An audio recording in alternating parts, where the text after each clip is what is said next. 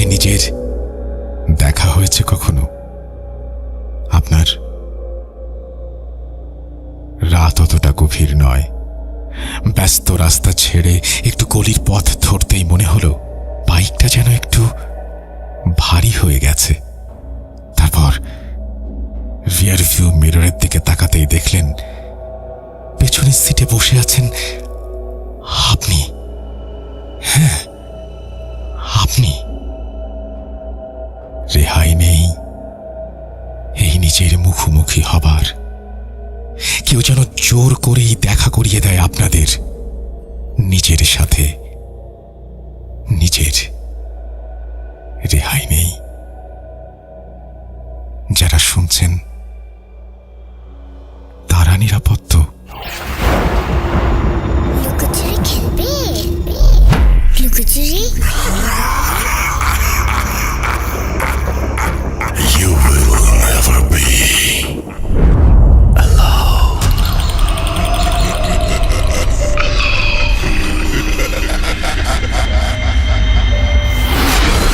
Voot.com. The fear returns with Russell. Welcome back. আপনাদের সবাইকে স্বাগত জানাচ্ছি আমি রাসেল। আশা করছি আপনারা সবাই ভালো আছেন, ভালোর তলে আছেন। আমিও ভালো আছি আর ভালোর তলে আছি। নতুন একটা ঘটনায় যাব, যেভাবে লেখা আছে আমি সেভাবেই পড়ে শোনাচ্ছি। অন্ধকার যখন পথ আগলায়। আসসালামু আলাইকুম রাসেল ভাই, আশা করি ভালো আছেন।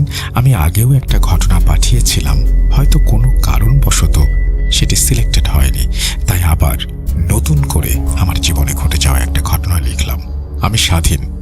আমি ধামরাই কালামপুরের মাঝখানে কোনো একটা এলাকায় থাকি এবং বছরখানেক আগে আমি কোনাবাড়িতে একটা টেক্সটাইল ফ্যাক্টরিতে কোয়ালিটি বিভাগে কর্মরত ছিলাম।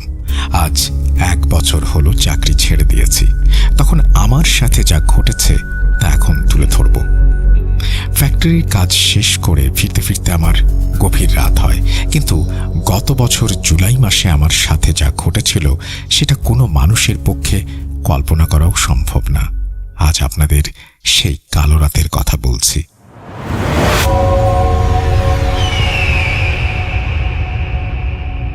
সেদিন ফ্যাক্টরির একটা বড় শিপমেন্ট ছিল, যার কারণে কাজ শেষ করে যখন বাইক নিয়ে বের হলাম তখন ঘড়িতে রাত 2:10। আকাশটা ছিল মেঘলা, হালকা বাতাস বইছিল। আমি কোনাবাড়ি থেকে বাইক নিয়ে নবীনগরের দিকে এগোচ্ছিলাম। নবীনগর পার হয়ে যখন ধামরাইয়ের মেইন রোড ছেড়ে ভেতরের কালামপুর রোডটা ধরলাম তখন চারপাশ একদম শুনশান।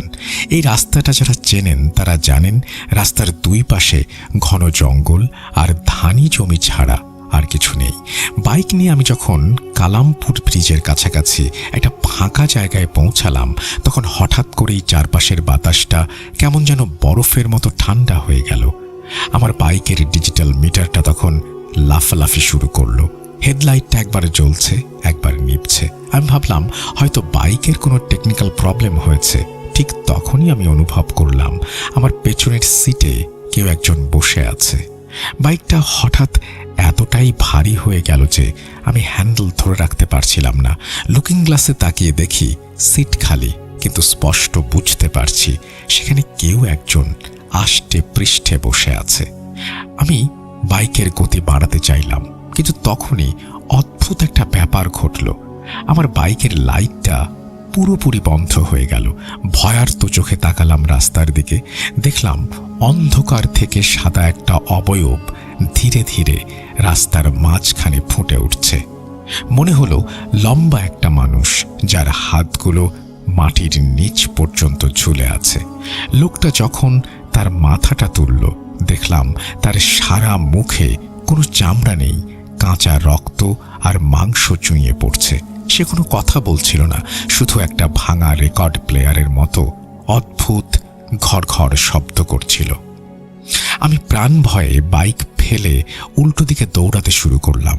দৌড়াতে দৌড়াতে আমি যখন রাস্তার পাশের সেই পুরনো জীর্ণ ভিটাটার কাছে আসলাম তখন দেখলাম সামনে একটা পুরনো হ্যারিকেন নিয়ে একজন মানুষ দাঁড়িয়ে আছে। আমি হাঁপাতে হাঁপাতে তার কাছে গিয়ে সাহায্য চাইলাম। লোকটা মাথা নিচু করেছিল। যখন সে আমার দিকে মুখ তুলল, আমি পাথর হয়ে গেলাম। লোকটার চেহারা হুবহু আমার মতো। আমার পরনে যে শার্ট ছিল, লোকটার গায়েও সেই একই শার্ট। তফাৎ হলো, লোকটার চোখগুলো ছিল একদম কয়লার মতো। সে আমার দিকে তাকিয়ে পৈশাচিক একটা হাসি দিয়ে বলল, স্বাধীন, তুই তো কোনা বাড়িতেই মারা গেছিস, এখন বাড়িতে যাবে কি করতে? এই কথা শোনার পর আমার মাথা ঘুরতে শুরু করলো।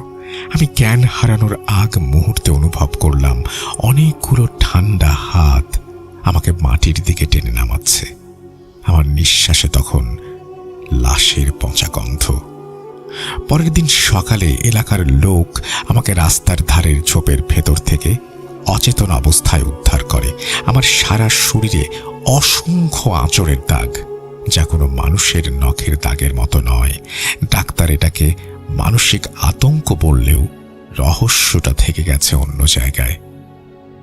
আমার বাইকটা যেখানে পড়েছিল তার পাশের জমিতে বিশাল একটা মানুষের পায়ের ছাপ পাওয়া গিয়েছিল। যেই পা দুটোর পাতা ছিল একদম উল্টো দিকে ঘোরানো, মানে স্বাভাবিকের চেয়ে একটু বড়। আর সবচেয়ে ভয়ঙ্কর ব্যাপার হলো, আমি যে শার্টটা সেদিন পরেছিলাম সেটার পেছনের দিকে পোড়া কয়লা দিয়ে মানুষের হাতের স্পষ্ট একটা ছাপ আঁকা ছিল। সেই ঘটনার পর আমি প্রায় 1 সপ্তাহ জ্বরে শয্যাশায়ী ছিলাম। বাড়ির লোক ভেবেছিল হয়তো রাস্তায় ভয় পেয়েছি বা কোনো অ্যাক্সিডেন্ট, কিন্তু আসল আতঙ্কটা শুরু হলো ঠিক 7 দিন পর। সেদিন রাত তখন 12টা। আমি আমার ধামরাইয়ের বাড়ির দোতলার ঘরে ঘুমানোর চেষ্টা করছি। হঠাৎ করে আমার ঘরের জানালার কাঁচে টোকা দেওয়ার শব্দ পেলাম। আমাদের বাড়ির পাশে কোনো গাছ নেই যে ডালপালা এসে জানালার কাঁচে লাগবে। শব্দটা ছিল ঠিক এমন, যেন কেউ হাতের বড় নখ দিয়ে জানালার কাঁচে আস্তে আস্তে আঁচড় কাটছে।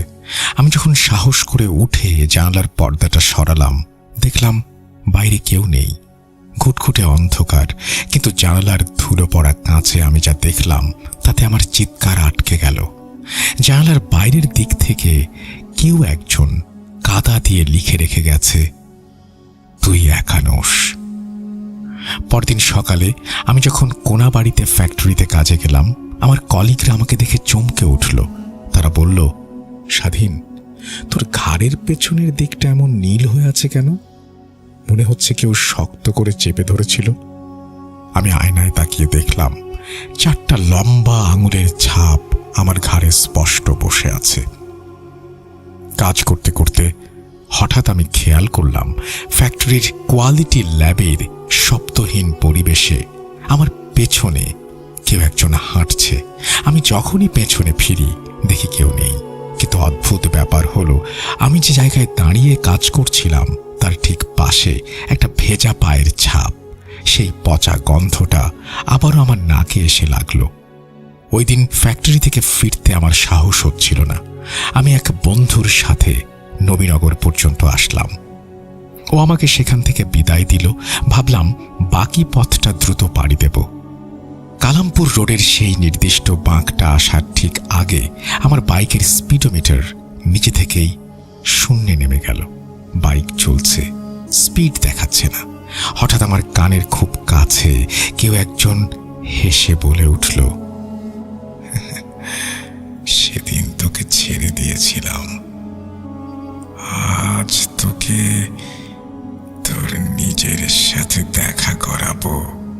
আমি তাকিয়ে দেখি রাস্তার একদম মাঝখানে একটা কাঠের কফিন পড়ে আছে। কফিনটা খোলা। আমি বাইক থামিয়ে দিতে বাধ্য হলাম। কফিনের ভেতর উঁকি দিয়ে দেখলাম সেখানে আমি শুয়ে আছি, ঠিক আমার বর্তমান অবয়ব, একই পোশাক। কিন্তু সেই লাশের চোখগুলো হঠাৎ খুলে গেল। আমি প্রাণপণ শক্তিতে বাইক ঘুরিয়ে পালানোর চেষ্টা করলাম। তখন দেখলাম আমার চারপাশটা ধামরাইয়ের পরিচিত রাস্তা নয়, আমি যেন কোনো এক আদিম শ্মশানের মাঝখানে ঢুকে পড়েছি। শত শত মানুষ হাহাকার করছে, আর তাদের সবারই পা উল্টো দিকে ঘোরানো। আমি চিৎকার করে যখন জ্ঞান হারালাম, তখন হলো আমার পিঠে কেউ কামড়ে ধরেছে। সকালে নিজেকে আবিষ্কার করলাম ধামরাইয়ের সেই পুরনো ভিটার একদম ভেতরে, যেখানে আগের রাতে আমি দৌড়ে গিয়েছিলাম। আমার পকেটে থাকা ফোনটা বের করে দেখি সকাল 10টা বাজে। ফোনে নেটওয়ার্ক নেই। কাউকে যে কল দেব, অদ্ভুতভাবে ফোনের কল লিস্টে একটি নাম্বারও নেই। শরীর কাজ করছে না, বাড়ি ফিরে যাব কিভাবে সেই চিন্তা করছি। সেখান থেকে বাইকটা নিয়ে রাস্তায় আসলাম অনেক কষ্ট করে। আস্তে আস্তে বাইক চালিয়ে বাড়িতে পৌঁছালাম। সবাই আমার অবস্থা দেখে বললেন কারোর সাথে ঝগড়া করেছি কিনা। আমার গলায় হাতের কালো ছাপ। এর মানে কি এই যে সেই অশুভ শক্তিটা আমার শরীরের ভেতরেই ঢুকে পড়েছে? কারণ আমি তারপর থেকে রাতে আয়নায় তাকালে নিজের চেহারার পেছনে অন্য কারো ছায়া দেখতে পাই।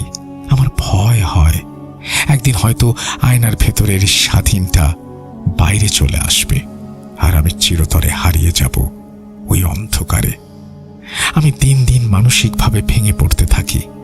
বাড়ির লোক আমাকে নিয়ে ধামরাইয়ের এক জানাশোনা কবিরাজের কাছে যায়। সময় ছিল রাত 8টা।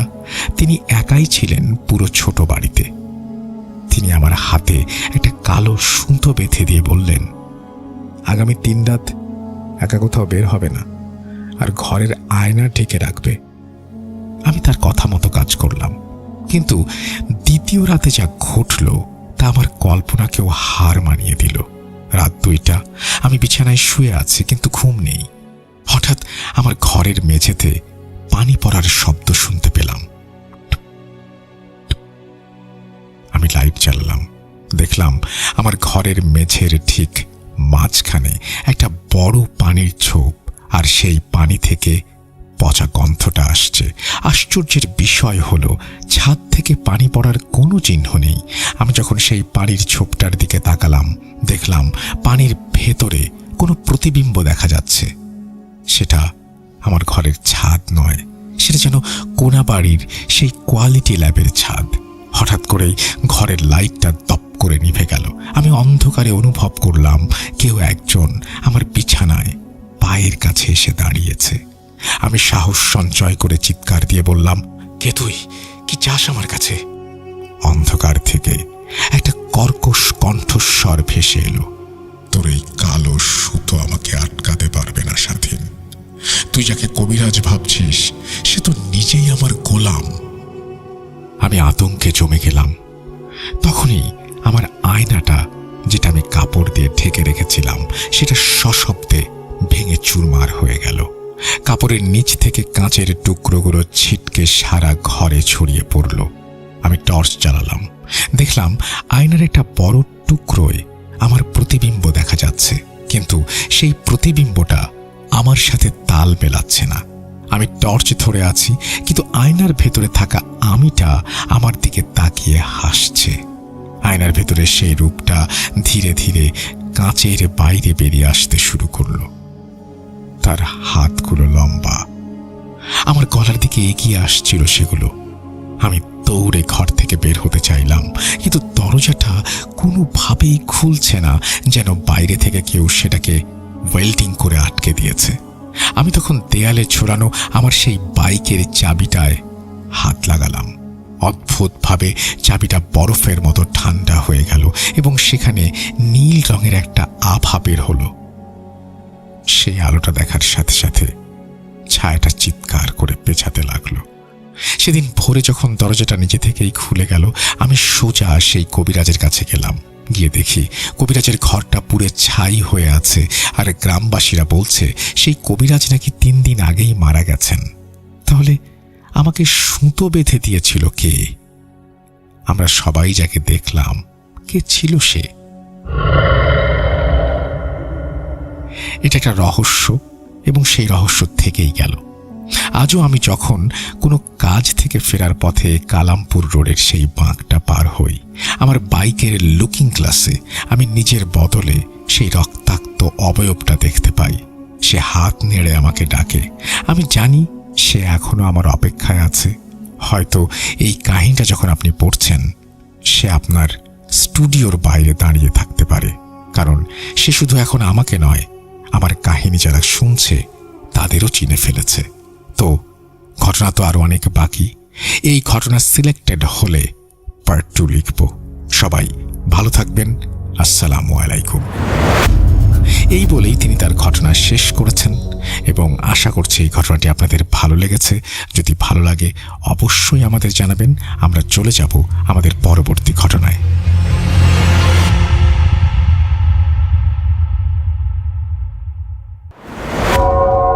আবারও রাতের আঁধারে ভয়ের রাজ্য ফুঁড়ে ফিরেছি সেই পুরনো সুরে।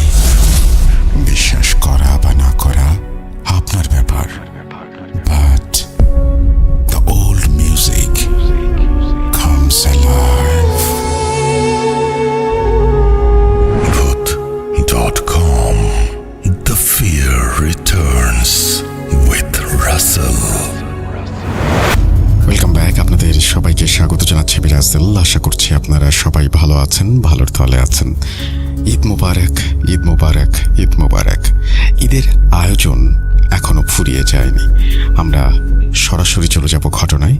আমরা শোনাবো এই মুহূর্তে সিফাত আলমের সংগ্রহ করা একটি ঘটনা। যেভাবে লেখা আছে সেভাবেই পড়ে শোনাচ্ছি। আসসালামু আলাইকুম রাসেল ভাই ও প্রিয় লিসেনার্স, আমি মোহাম্মদ সিফাত আলম আজ নতুন একটি ঘটনা নিয়ে আপনাদের মাঝে উপস্থিত হয়েছি। কিছু মানুষের জীবন সম্পর্কে জানলে মনে হয় আল্লাহ হয়তো ওনাদেরকে শুধু পরীক্ষা করার জন্যই পৃথিবীতে পাঠিয়েছেন। এত কষ্ট, এত যন্ত্রণা একটা মানুষ কিভাবে সহ্য করে সেটা নিজের চোখে না দেখলে হয়তো বিশ্বাস করা সম্ভব হতো না। আজকের ঘটনাটি ঠিক তেমনই। আজকের ঘটনাটি আমাকে পাঠিয়েছেন মেহেরিনা আপু। আমি ওনার মতো করে এই ঘটনাটি আপনাদের সামনে তুলে ধরছি। আসসালামু আলাইকুম, কেমন আছেন সবাই? আমি জানি না আমার এই ঘটনাটি আপনারা যখন শুনবেন তখন আপনাদের মনের অবস্থা কেমন হবে, কিন্তু আমি শুধু এটুকু বলতে পারি আমি যা ফেস করেছি তা যেন আর কোনো শত্রুর জীবনেও না ঘটে।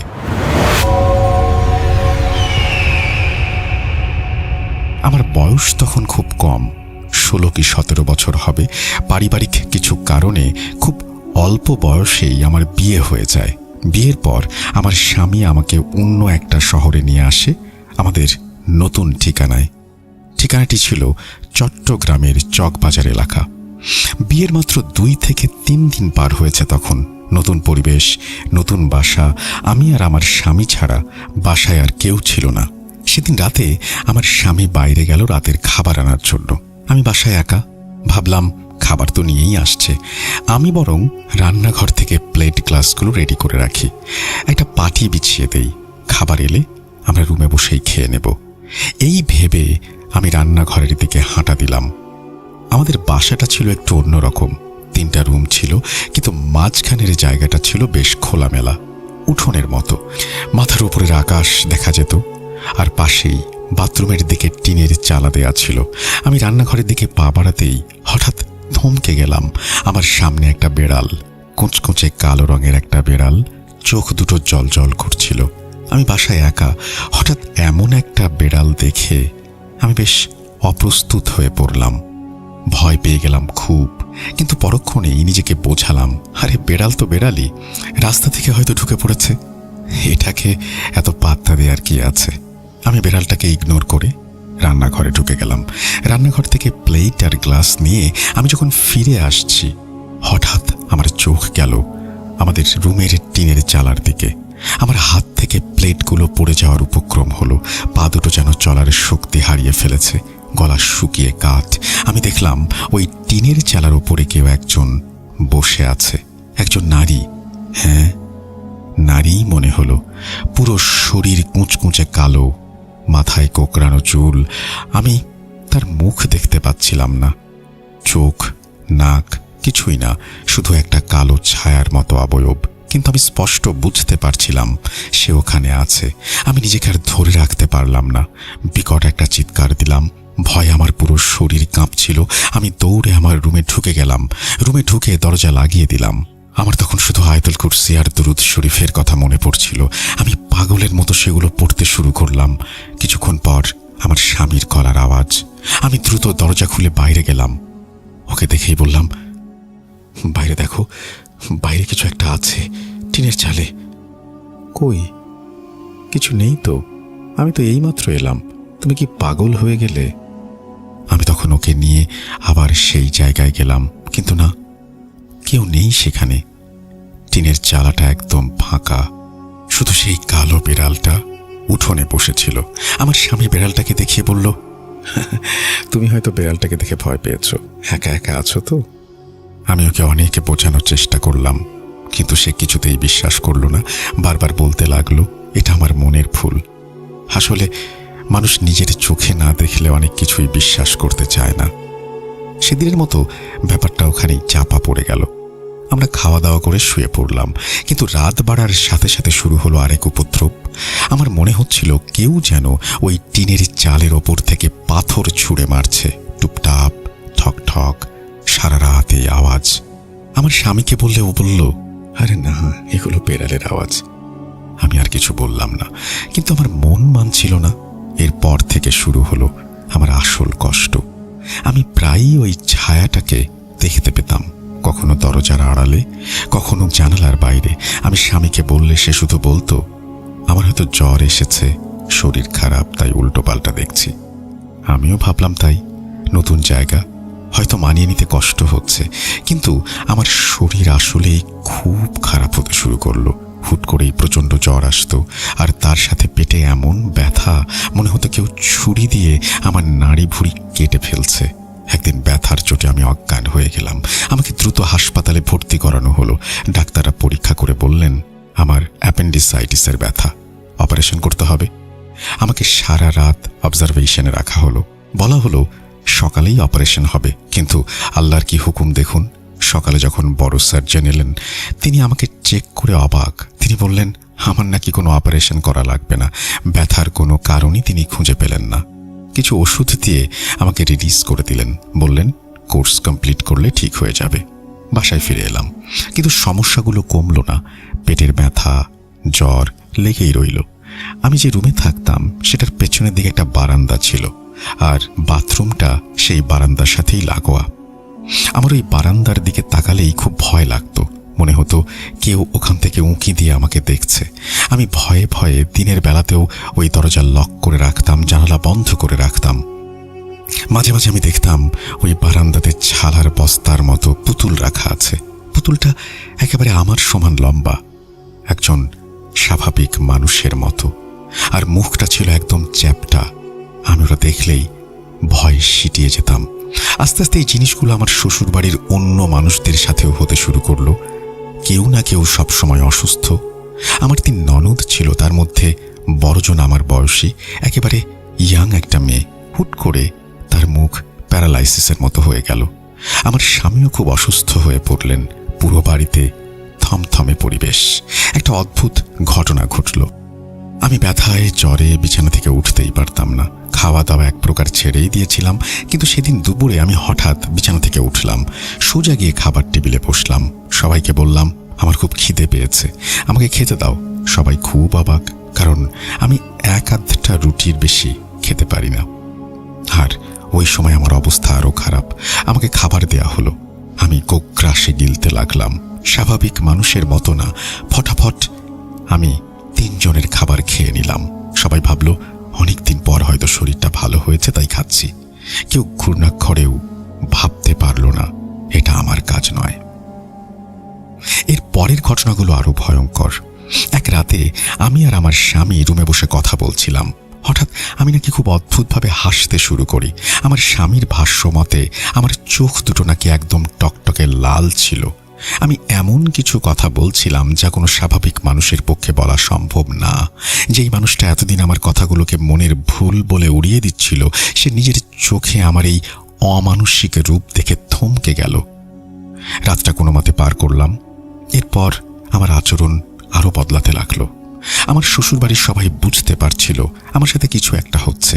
আমার শাশুড়ি বলল, বৌমা হয়তো ভয় পেয়েছে, নতুন বউ তো, একটু রুকাইয়া করা দরকার। আমার স্বামী তখন শাশুড়িকে ওই কালো ছায়া দেখার ব্যাপারটা বলল। তখন সবাই মিলে সিদ্ধান্ত নিল আমাকে হুজুরের কাছে নিয়ে যাওয়া হবে। হুজুর আমাকে দেখে কিছু দোয়া কালাম পড়তে শুরু করলেন, আর তখনই আমার অবস্থা খারাপ হতে লাগলো। হুজুর যখন দোয়া পড়লেন, হঠাৎ আমার ভেতর থেকে একটা কণ্ঠ বেরিয়ে এলো। বিশ্বাস করবেন কিনা জানি না, কণ্ঠটা আমার ছিল না। হুজুর পরে আমাদের বুঝিয়েছিলেন এই কালো জাদু হয়তো ইন্ডিয়া বা ওই দিকের কোনো ভিনদেশি তান্ত্রিককে দিয়ে করানো হয়েছে আমাকে ধ্বংস করার জন্য। তাই চালান করে পাঠানো শয়তান বা জিনটা আমার ভেতর থেকে খুব আশ্চর্যজনকভাবে হিন্দিতে কথা বলছিল। হুজুরের সামনে আমি নাকি কখনো অট্ট হাসি হাসছিলাম, অদ্ভুত মুখভঙ্গি করছিলাম। হুজুর বললেন এই মেয়ের ওপর খারাপ ধরনের কালো জাদু করা হয়েছে।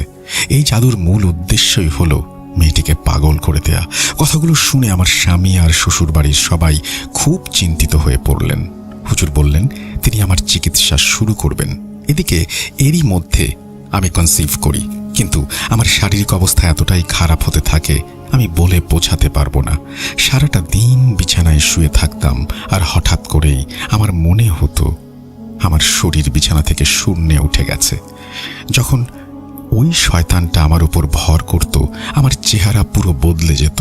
আমি নিজেকে নিজে আঘাত করতাম, হাতের মধ্যে পেটের মধ্যে এমনভাবে আঁচড় দিতাম যে রক্ত বের হয়ে যেত।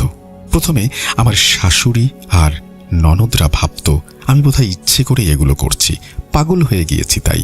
কিন্তু তারা দেখল রুমে কোনো ব্লেড, কাঁচ বা ধারালো কিছুই নেই। আমার উপর শয়তান ভর করলে আমাকে কেউ ধরে রাখতে পারত না। আমি জ্বরে বেহুঁশ হয়ে থাকতাম। সকাল কখন হচ্ছে, রাত কখন হচ্ছে, কোনো হুঁশ ছিল না। আমার স্বামী তখন আমার খুব খেয়াল রেখেছে, এজন্য আমি তার কাছে ঋণী। সে সকালে আমাকে খাইয়ে যেত, রাতে আবার খাইয়ে দিত, ওষুধ খাওয়াতো। এর মধ্যে আমার ডেঙ্গু হলো, আমাকে হাসপাতালে নেওয়া হলো, আর ওই ডেঙ্গু কালো জাদুর প্রভাবে আমার মিসক্যারেজ হয়ে গেল। আমার বাচ্চাটা আমি আর পেলাম না। আমার কোনো জ্ঞানই ছিল না তখন। কে রুমে আসছে, কে যাচ্ছে কিছুই বুঝতাম না। আমার স্বামী আমার সব কাজ করে দিত। এরপর আমরা ওই বাসাটা ছেড়ে দিলাম, নতুন একটা বাসায় উঠলাম। ভেবেছিলাম এবার বোধহয় সবকিছু ঠিক হয়ে যাবে, কিন্তু না। এখানে এসে শুরু হলো নতুন পরীক্ষা। আমি নামাজ পড়া তো দূরের কথা, কালেমা পর্যন্ত পড়তে ভুলে গেলাম। মুসলিম মেয়ে, ছোটবেলা থেকে কালেমা পড়েই বড় হয়েছে, কিন্তু আমি কিছুতে সেটা মনে করতে পারতাম না। আমার তখন খুব কষ্ট হতো, মনে হতো আল্লাহ কেন আমাকে এত বড় শাস্তি দিচ্ছেন? আমি তো কারো ক্ষতি করিনি। মাঝরাতে হঠাৎ করে আমার অদ্ভুত সব আবদার শুরু হতো। আমি এটা খেতে চাই, সেটা খেতে চাই। আমার স্বামী বুঝতে পারতো না কেন এমন করছি।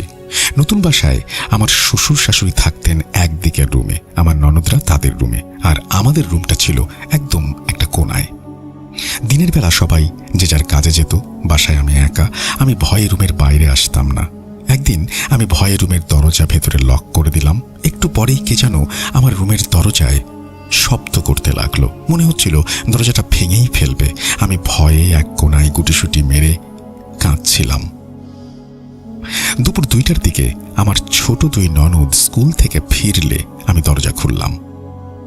যিনি আমার চিকিৎসা করিয়েছিলেন তিনি বললেন আমার জন্য নাকি কবরের মধ্যে কালো জাদুর তাবিজ পোতা হয়েছে, আবার কবরের পাশের গাছেও নাকি তাবিজ ঝোলানো ছিল।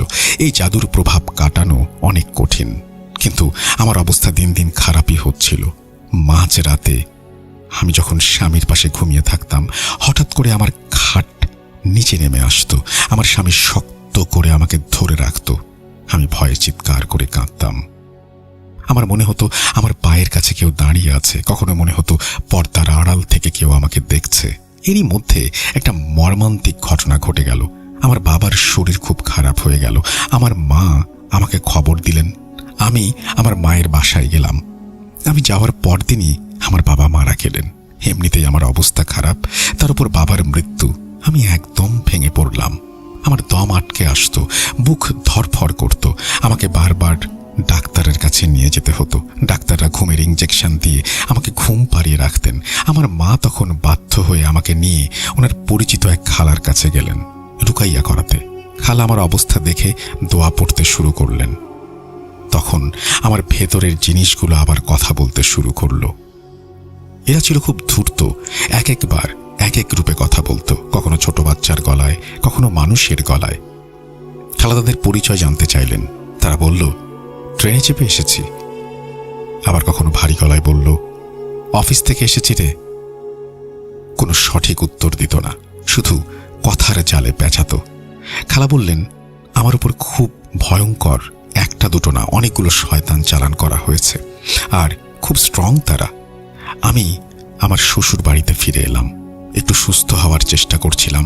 হঠাৎ আমার শ্বশুর মারা গেলেন, একেবারে সুস্থ মানুষ। যাই হোক, ওনার দাফন হলো। পরদিন আমার স্বামী যখন ওনার কবর জিয়ারত করতে যাচ্ছিলেন, আমি জেদ করলাম আমিও যাব। আমার বাবার কবরে তো আমাকে কেউ নিয়ে যায়নি, তাই আমার স্বামী আমাকে নিয়ে গেলেন। জিয়ারত করে ফিরলাম। বাসায় পা দিতেই আমার উপর চরম মাত্রার অত্যাচার শুরু হলো। আমার পুরো শরীর মেকে গেল। শ্বশুরের মৃত্যুর কারণে বাড়িতে অনেক আত্মীয় স্বজন, সবাই এই দৃশ্য দেখে ভয়ে অস্থির। কেউ আমার কাছে আসার সাহস পাচ্ছিল না। আমার পুরো শরীর মনে হচ্ছিল কেউ যেন ব্লেড দিয়ে চিরে দিয়েছে, রক্ত বের হচ্ছিল, অথচ আমার নখ পর্যন্ত কাটা ছিল। আমি নিজেকে নিজে আঘাত করছিলাম। আমার স্বামী বাধ্য হয়ে আমাকে রশি দিয়ে বিছানার সাথে বেঁধে ফেলল, যাতে আমি নিজের কোনো ক্ষতি না করে ফেলি। আমি অদ্ভুত সব আওয়াজ করছিলাম, সবাই আমাকে ভয় পাচ্ছিল। আমার এক কাজিন ছিল, তার বিয়ে হয়নি। আমার স্বামী তাকে খুব রিকোয়েস্ট করলো আমার কাছে বসার জন্য। সবাই ওই মেয়েকে বারণ করলো, কিন্তু মেয়েটা আমার খুব ভালো বন্ধু ছিল। সে ভয় পেলেও আমার কাছে এলো। এরপর আমার মা খবর পেয়ে আমার বড় বোনকে পাঠালেন। আমার বোন আমার সাথে এক রুমে ঘুমাতো। একদিন রাতে আমার বোন হঠাৎ চিৎকার করে উঠল। সে বলল কেউ নাকি তার হাত ধরে টানছিল আর তার পা দুটো ওপরের দিকে তুলে দিয়েছিল। ওর সাথেও ওর ছোট বাচ্চা ছিল। আমার স্বামী তখন আর রিস্ক নিল না, আমার বোনকে অন্য রুমে পাঠিয়ে দিল, আর সে নিজে আমার সাথে থাকা শুরু করলো। আমার অবস্থা কিছুতেই কন্ট্রোল করা যাচ্ছিল না। আমার শরীরের এক পাশ পুরো প্যারালাইজড হয়ে যাচ্ছিল। আমি কথা বলতে চাইলেও জবান দিয়ে কথা বের হতো না। আমার স্বামী আমাকে নিয়ে গাড়ির পেছনে সিটে বসলেন। সিলেটে আমার খালার কাছে নিয়ে যাবেন, সাথে আমার এক খালাও ছিল। আমরা হাইওয়ে দিয়ে যাচ্ছিলাম। রাস্তায় শুরু হলো ওই শয়তানের তাণ্ডব। আমাদের গাড়ি একবার ডানে যায় তো একবার বাঁয়ে। হাইওয়েতে এমনিতেই গাড়ির স্পিড বেশি থাকে, কয়েকবার অ্যাক্সিডেন্ট হতে হতে বেঁচে গেলাম। আমি গাড়ির কাঁচ ভেঙে ফেলারও চেষ্টা করছিলাম। হঠাৎ আমার ভেতরের শয়তানটা খালার দিকে তাকিয়ে বলে উঠল, তোর হাত সরা, আর তুই যেটা পড়ছিস সেটা বন্ধ কর। খালা এই কথা শুনে ভয়ে আমার হাত ছেড়ে দিলেন, কারণ ওনার বাচ্চারা আসলেই বাসায় একা ছিল। শয়তানটা বলেছিল, তোর বাচ্চা দুটো তো বাসায় একা, তুই কি চাস তাদের ক্ষতি করি? অনেক কষ্টে আমরা গন্তব্যে পৌঁছালাম। খালা আমাকে রুকাইয়া করলেন, একটু সুস্থ হলাম। আমার হাত পা আবার নাড়াচাড়া করতে পারছিলাম। আমার বোন আমাকে আমার বাসায় নিয়ে গেল, সেখানে আমার চিকিৎসা চলতে লাগলো। এর মধ্যে আমার শ্বশুর বাড়ির লোকজন আমার স্বামীকে চাপ দিতে শুরু করলো আমাকে ছেড়ে দেবার জন্য। বলল এই মেয়ে কোনোদিন ঠিক হবে না। আজকের সমাজে যেখানে সামান্য কারণেই ডিভোর্স হয়ে যায়, সেখানে আমার স্বামী এই ভয়ঙ্কর বিপদের দিনে আমার হাত ছাড়েনি। সে তার পরিবারকে সোজা জানিয়ে দিল, ও যদি মারাও যায় আমি ওর সাথেই থাকব। আমার স্বামী আমাকে নিয়ে আমাদের বাসায় চলে এলো। সে নিজে আমাকে নিয়ে দিন রাত জেগে থাকত। খালা কিছু তাবিজ দিয়েছিলেন, আর কয়লার আগুনে পোড়াতে হবে সেই তাবিজগুলো। আমার স্বামী রোজ রাতে সেগুলো পোড়াতো। সেই শয়তানগুলো আমার স্বামীকেও ভয় দেখানোর চেষ্টা করতে লাগলো। সে যখন বাসায় একা থাকতো বা রাতে উঠত, সে দেখতে পেত দরজার পেছনে বিয়ের শাড়ি পরা একটা মেয়ে দাঁড়িয়ে আছে। আমার চিকিৎসার জন্য অনেক মানুষ অনেক ফালতু বুদ্ধিও দিয়েছে। একজন বলেছিল 47,000 বা 14,000 টাকা দিয়ে কালো ছাগল জবাই করে সেই রক্ত দিয়ে চিকিৎসা করা হবে ইত্যাদি।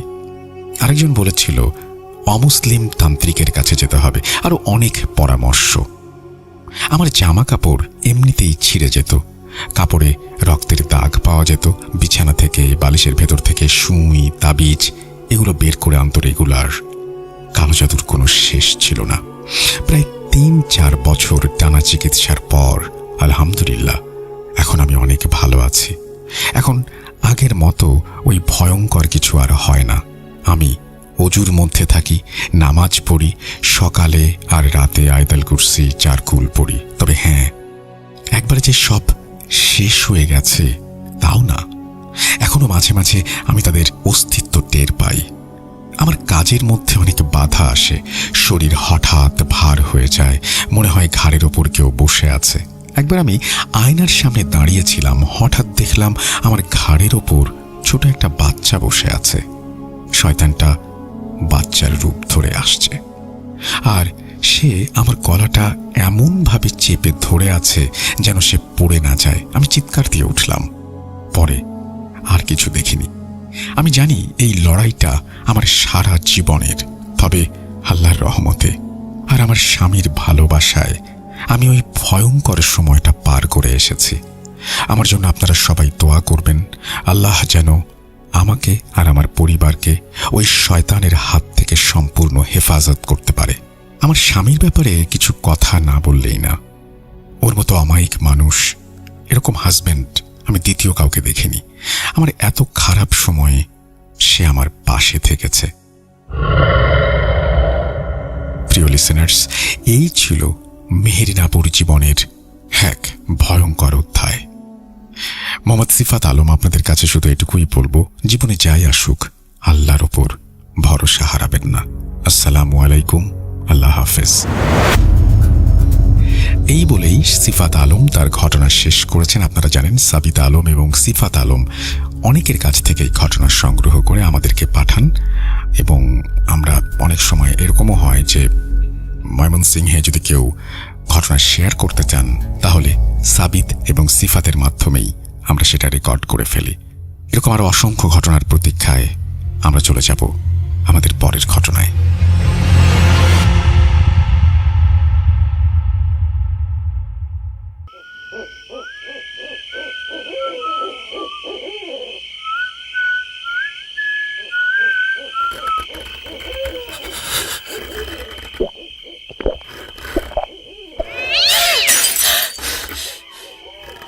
আজ আবার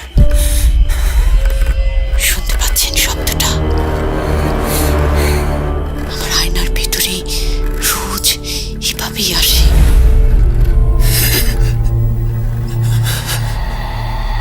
Booth.com with Russell. Welcome back. আপনাদের সবাইকে স্বাগত জানাচ্ছি আমি রাসেল। আশা করছি আপনারা সবাই ভালো আছেন, ভালোর দলে আছেন। আমিও ভালো আছি আর ভালোর দলে আছি। নতুন একটা ঘটনায় যাব, যেভাবে লেখা আছে আমি সেভাবেই পড়ে শোনাচ্ছি। আসসালামু আলাইকুম রাসেল ভাই, আশা করি ভালো আছেন। আপনি সবসময় ভালোর দলেই থাকেন। আমি ভূত.com-এর একজন নিয়মিত শ্রোতা। আমি এই প্রথম আপনাকে ইমেল করছি, জানি না আমার ইমেলটি সিলেক্টেড হবে কিনা। স্টুডিওতে যাওয়া সম্ভব নয় বিধায় এই ইমেলটি করা। ভুল ত্রুটি ক্ষমা সুন্দর দৃষ্টিতে দেখবেন। আমি চাই ঘটনাটি আপনি নিজ মুখে পড়ে শোনান। বলে রাখা ভালো, ঘটনাটির প্রত্যক্ষদর্শী আমরা দুইজন, এবং আমরা দুজন মিলেই ঘটনাটি শেয়ার করছি। আমার নাম সিনথিয়া এবং অপরজন সিনহা। আমাদের আত্মীয়তার সম্পর্ক হলেও আমরা ছোট থেকে অনেক ভালো ফ্রেন্ড। ঘটনাটি ঘটে সিরাজগঞ্জ জেলার উল্লাপাড়া উপজেলার একটি গ্রামে। ঘটনাটি ভালো করে বোঝানোর জন্য গ্রামটির বর্ণনা দেয়া খুবই জরুরি। মূলত আমরা যে বাড়িতে বেড়াতে এসেছি এটি তালুকদার বাড়ি নামে পরিচিত। এই গ্রামের একটি অংশের পুরোটাই তালুকদার বাড়ি। শোনা যায় আগে অনেক লোক সমাগম ছিল, কিন্তু এখন এই বংশের কেউ গ্রামে থাকে না। তালুকদার বাড়ির এই অংশটুকু সব সময় নিস্তব্ধতায় ঘিরে থাকে। বলে রাখা ভালো, এটি আমার নানির মায়ের বাড়ি। এই সুবাদে তালুকদার বাড়ি সম্পর্কিত অনেক ঘটনাই আমরা শুনেছি। মূল ঘটনায় আসা যাক। ঘটনাটি 2022 সালের শেষের দিকে।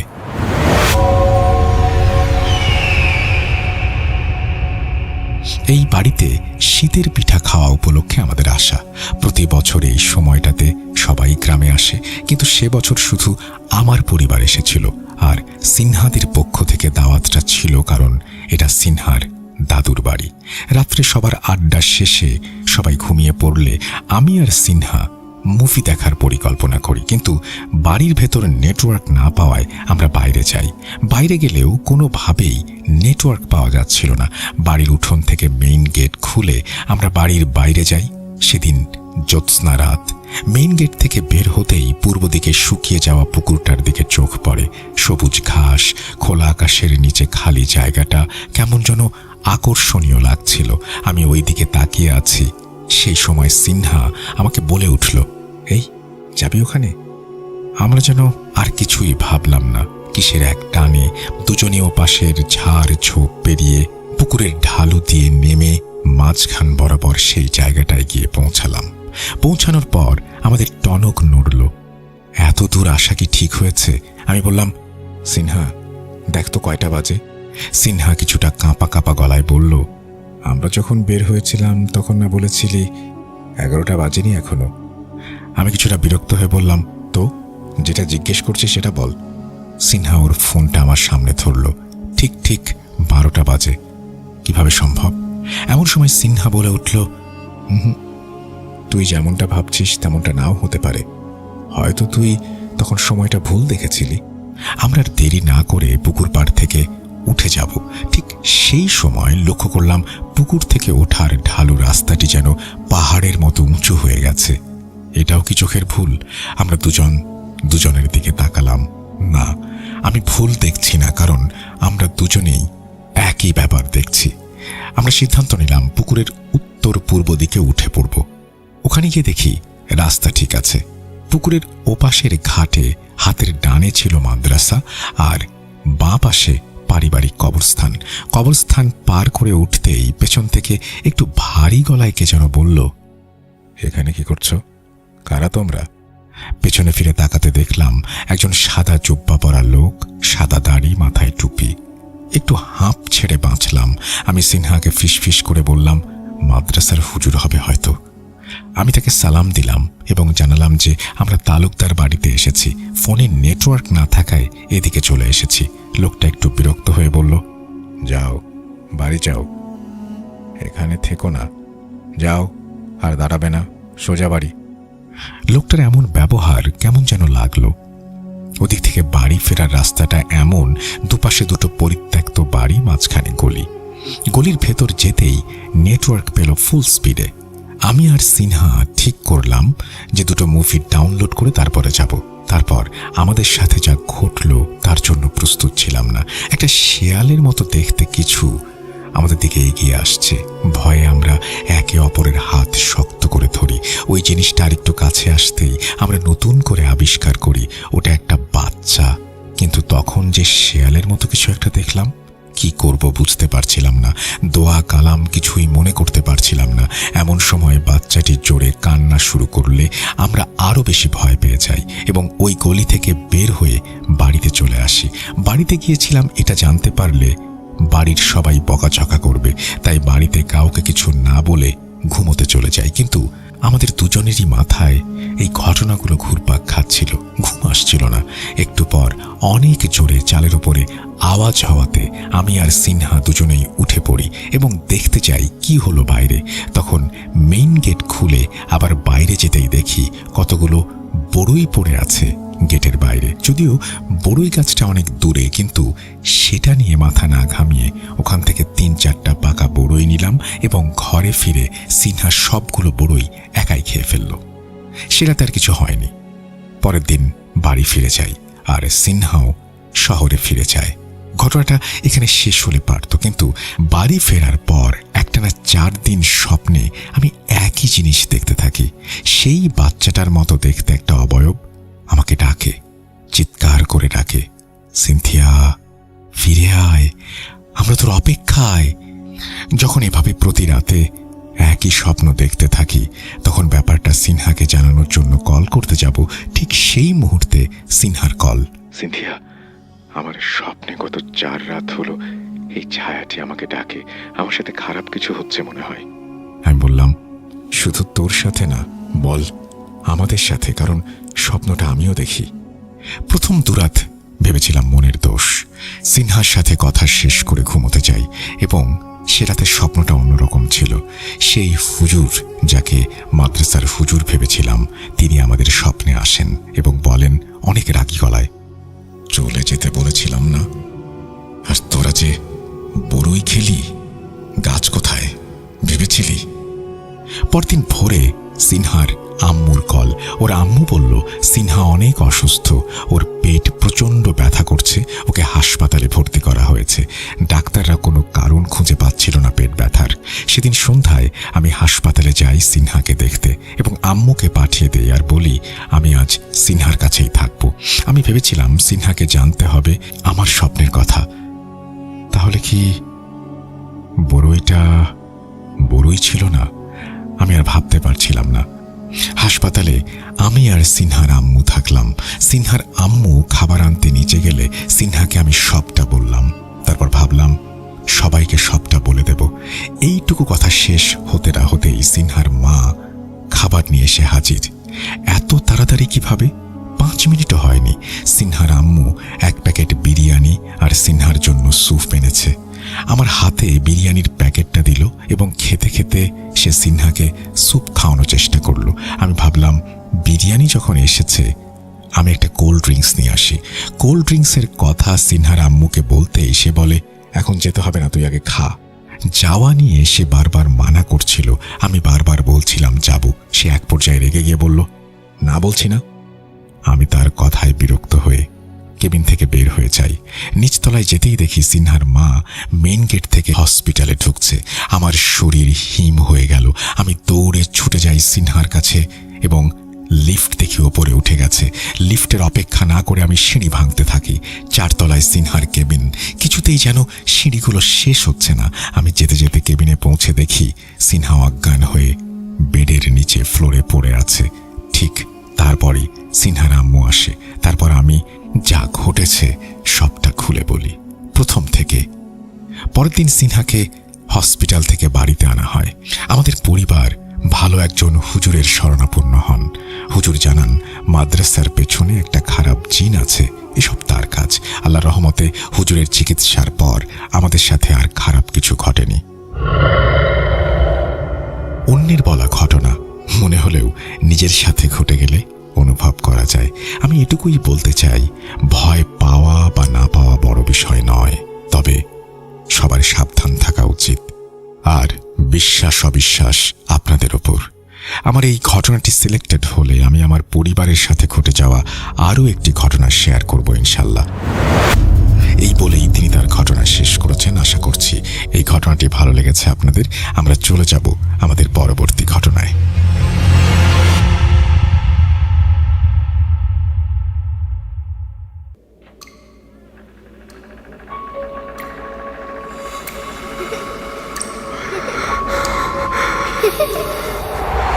লুকোচুরি খেলবে? লুকোচুরি তুমি লুকাও, আমি ঠিকই তোমাকে খুঁজে পাবো।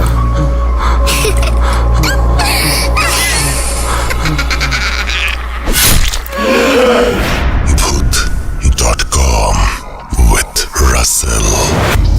Welcome back. আপনাদের সবাইকে স্বাগত জানাচ্ছি আমি রাসেল। আশা করছি আপনারা সবাই ভালো আছেন এবং ভালোর তলে আছেন।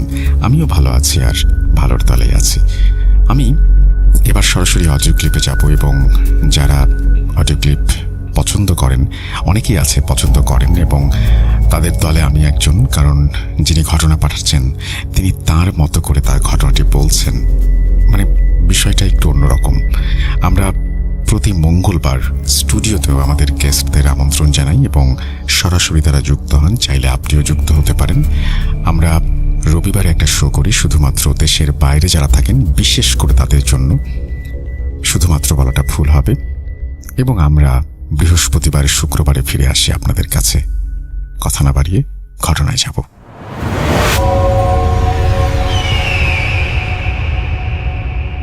নমস্কার রাসেল ভাই, কেমন আছেন জিজ্ঞেস করলাম না, কারণ আপনি সবসময় ভালোর দলেই থাকেন। আমি অনন্ত বলছিলাম সিরাজগঞ্জ জেলা শাহজাদপুর থানা গালা ইউনিয়ন থেকে। তো আমি ভূত এফএম শুনি প্রায় 2011 সাল থেকে। তো তখন থেকে আমার একটা মনের মধ্যে ইচ্ছা জাগতো যে আমি ভূত এফএমে একটি ঘটনা পাঠাতাম। যদি আমার ঘটনাটি শেয়ার হতো কতটাই ভালো লাগতো।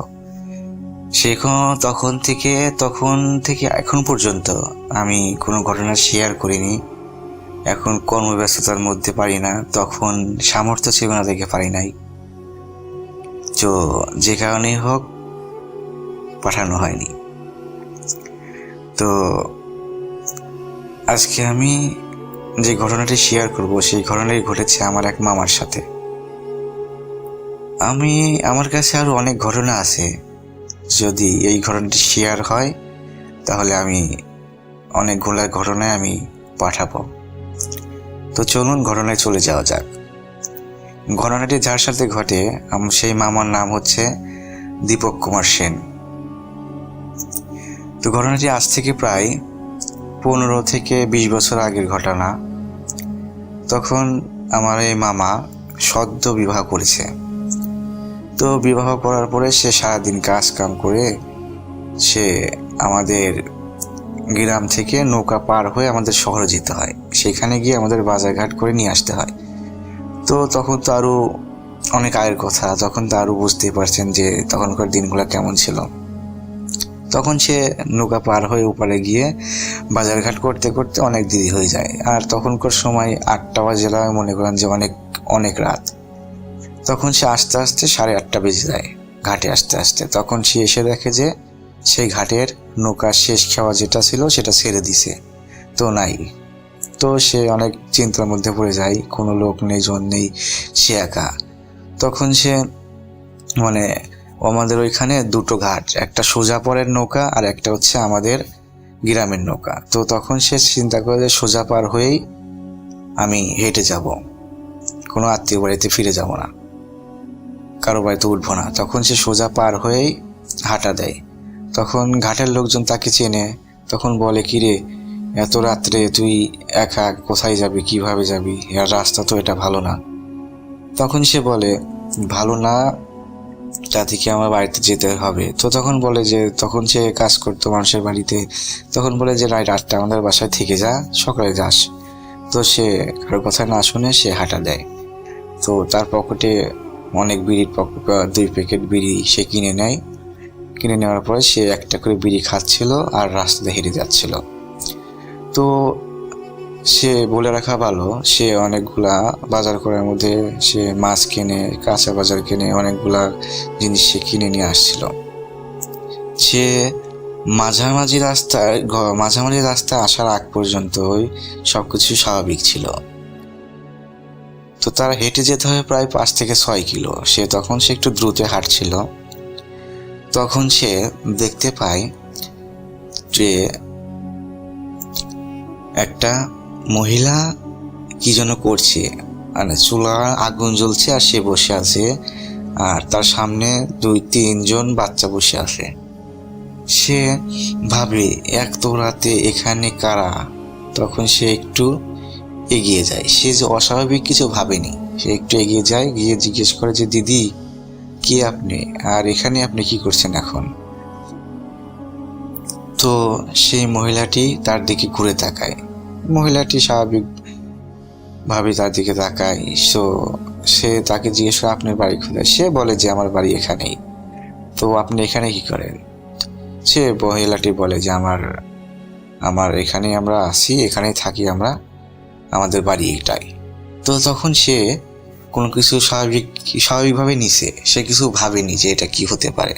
তখন সে কিন্তু ভাবেও নি যে এই এত রাত্রে এখানে তারা কি করছে। তখন সে তাকে বলে যে আপনি কি করছেন। যে বলে, আমি রান্না করছি, আমার বাচ্চারা খাবে। তো তখন একটি বাচ্চা তখন তার মাকে বলে ওঠে যে, মা, ওনার ব্যাগে মাছ আছে, আমি মাছ খাবো। তখন সেই কথাটি শুনে তার মা বলে ওঠে যে, না বাবা, এগুলা করা যাবে না, কারণ ওনার মাছ উনি নিয়ে যাচ্ছে। আমার যেরকম তোমরা বাচ্চা, তারও বাচ্চা আছে, এটা তো করা যাবে না। তখন আমার মা শুনে, তখন সে ভাবে, সে আমার ব্যাগে মাছ আছে, সে বাচ্চাটা কেমনে জানলো। সে অনেকটা হতবাক হয়ে তাদের দিকে তাকিয়ে থাকে। তখন সেই মহিলাটি বলে যে, ভাই, তুমি বাড়িতে যেতে চাইলে যাও, কোনো সমস্যা নেই, আর ওরা যাকে না বলে তুমি পিছিয়ে তাকাইও না, কেউ কিছু মনেও করো না। তখন আমার মা বলে যে, তা তো ঠিক আছে, আমি আমার পরিবারের জন্য মাছ কিনছি, তো ঠিক আছে সমস্যা নেই, আপনি এক কাজ করেন, আমার তো এখানে আমি তো 3-4টা মাছ আছে, আমি তো নিছি, তো আপনি একটা মাছ রাখেন, নিয়ে আপনি রান্নাবাড়ি করে আপনার বাচ্চা নিয়ে খান। তো সেই মহিলাটি নিতে চায় না, তো তার জোরাজোরিতে সে রাখে। তখন সেই বাচ্চারা বলে যে মামা আপনি আমাদের সাথে খেয়ে যান। তখন সেই বাচ্চাদের অনুরোধে এবং তার মনের থেকে সে বলে যে না, আমি থাকবো না, আমি চলে যাব। তখন সেই মহিলাটি বলে যে ভাই যদি থাকো, তোমার ভাগ্নেদের সাথে বসে দুমুট খেয়ে যেতা, তাহলে ওরা অনেক খুশি হতো। তখন এই কথা শুনে তখন মামা ওখানে বসে। তো বসার পরে আড্ডা দিচ্ছে, কথাবার্তা বলছে, খেলাধুলা করছে তাদের সাথে। তখন রান্নাবাড়ি শেষ হয়। তখন সেই তাদের একটা কুড়ে ঘরের মধ্যে ছিল, সেখান থেকে তারা বেরিয়ে আসে যে হয়েছে নাকি রান্না। তখন আমার মামা যেটা খেয়াল করে, সে বের হয়ে যে দেখতে পায় তার সেই দিদি তখন চুলায় নিজের পা দিয়ে রান্না করছে, এবং সে যার যে নিত্য প্রয়োজনীয় জিনিস, সে তার হাত মানে ওঠার প্রয়োজন নেই, সে তার হাত বড় করে মানে এক জায়গায় বসে থেকেই যা যা প্রয়োজন সে সেখান থেকে নিয়ে আসছে। নিয়ে এসে তখন তো আমার মামার জানের মনে করেন যে ভয়ে তার ভিতরে অবস্থা শেষ। তখন সে চালাকি করে বোঝে যে আমি যেগুলো বুঝতে পেরেছি তাদের বুঝতে দেওয়া যাবে না। তখন সে সুন্দর করে আবার রুমের মধ্যে গিয়ে সে চুপ করে বসে থাকে, সবার সাথে কথাবার্তা বলে, ভাগ্নেদের সাথে। তখন রান্নাবাড়ি শেষ করেছে, মহিলা নিয়ে আসে। নিয়ে আসার পর সে আর খেতে চায় না, তো না খান বলে সেই মহিলা। তো ভাই খাও। তো সবাই খাওয়া দাওয়া শেষ করেই তখন ওই মামা যে রান্নাটা খাচ্ছিল, সে ওই রকম সুস্বাদু রান্না কোনোদিন খায়নি। তখন সে এত সুস্বাদু রান্না খেয়ে অনেকগুলো ভাত খেয়ে ফেলে। তখন খাওয়া দাওয়া শেষ করে তো তখন সেই দিদি বলে, তো ঠিক আছে ভাই, রাতটা থেকে যাও। তো বলে না, আমি থাকবো না, চলে যাব। তো ঠিক আছে যাও, চলে যাও তাহলে। আর তখন ওই মানে তাদের বাচ্চাদের বলে, যাও তোমার মামাকে তোমরা এগিয়ে দিয়ে আসো। তো তখন মামা বলে যে না, ওরা ছোট মানুষ, ওরা আমাকে কি এগিয়ে দিয়ে, ওরা থাক, আমি একাই যেতে পারবো। যে বলে না সমস্যা নেই, ওরা যাবে তোমার সাথে। পরে তারা 2 ভাই যায়, আর 1 ভাই তার মার কাছে থাকে। তো তখন 2 ভাই রাস্তাতে হেঁটে তাকে নিয়ে যাচ্ছিল, 2জন কথা করতে। তখন যাইতে অনেক কথাবার্তা বলে, বলার পরে তখন তারা মামা আবার খেয়াল করে যে তাদের পা রাস্তার উপর দিয়ে হাঁটছে। তখন সে আরো ভয় পেয়ে যায় এবং সে কিছু বলছে না। পরে তার ভাগ্নে একটা বলে ওঠে যে মামা ভয় পায়েন না, আমরাই বুঝতে পেরেছি যে আপনি আমাদের চিনে ফেলছেন, তো আপনি ভয় পাবেন না। আর এই রাস্তাটা ভালো না, যে আপনাকে একা ছাড়া সম্ভব না, সেই জন্য মা আমাদের আপনাকে সুস্থ হয়ে পাঠিয়ে জায়গায় পৌঁছে দেওয়ার জন্য আমাদেরকে পাঠিয়েছে। তো আপনি যে আমাদের চিনতে পেরেছেন, আপনি যে আমার মাকে সব কাজ করা দেখে ফেলেছেন, সেটা আমার মা ঠিকই বুঝতে পেরেছে। তো আমাকে সেগুলো আমাকে বলেছে। তো আপনি চিন্তা করেন না, আপনার ভাগ্নে আপনার সাথে আছে, আপনি চলেন, নিশ্চিন্তে চলেন। তখন কি তার ভয়টাও যায় না। তারপর সে আস্তে আস্তে যায়। যাওয়ার পরে বাড়ি থেকে প্রায় 10-15 বা 20 হাত এতদূর ফাঁকে তারা এসে বলে যে তার কাছে মামা আপনি যান বাড়িতে, এখন যান, এখন আর কোনো সমস্যা নেই। তখন সেই মামা মানে কেবলই তাদের বলে আচ্ছা ঠিক আছে তোমরা যাও বলে, আর ওই ভাগ্নিরা বলে যে মামা আপনি পিছনে ফিরে তাকাবেন না। কিন্তু সে 2 পাই 3 পাই যাওয়ার পরেই সে ঘুরে তাকায় যে বলার জন্যে যে তাড়িয়ে চলো বাড়িতে যাই, কিন্তু ঘুরে দেখে কেউ নেই। তখন সে ভয় পেয়ে এক দৌড়ে বাড়ির মধ্যে চলে যায়। চলে গিয়ে অজ্ঞান হয়ে পড়ে যায়। তো সবাই জল টল ছিটিয়ে তার জ্ঞান নিয়ে আসে। জ্ঞানটা নিয়ে আসার পরে তো যখন সবাই জিজ্ঞেস করে কি হয়েছে, যে সবাই বলে, সবাইকে সে শেয়ার করে যে এই ব্যাপারে বৃত্তান্ত, যে আমি এগুলো দেখেছি। তো সবাই বলে যে ওই একটা ভালো জিন ওনারা, তো ওনারা ভালো, সেই জন্যেই আপনি ভালো সুস্থ সবল মতো ফিরে এসেছেন। এই ছিল আমার ঘটনা। ভালো লাগলে শেয়ার করবেন, আর এই ঘটনাটি শেয়ার হলে আমাকে একটু জানাবেন প্লিজ। আমার কাছে আরও ঘটনা আছে, আমি পরবর্তীতে শেয়ার করব।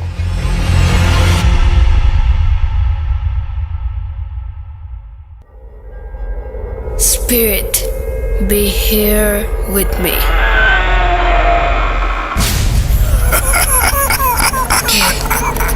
কে তুমি? Bhoot.com. The fear returns with Russell.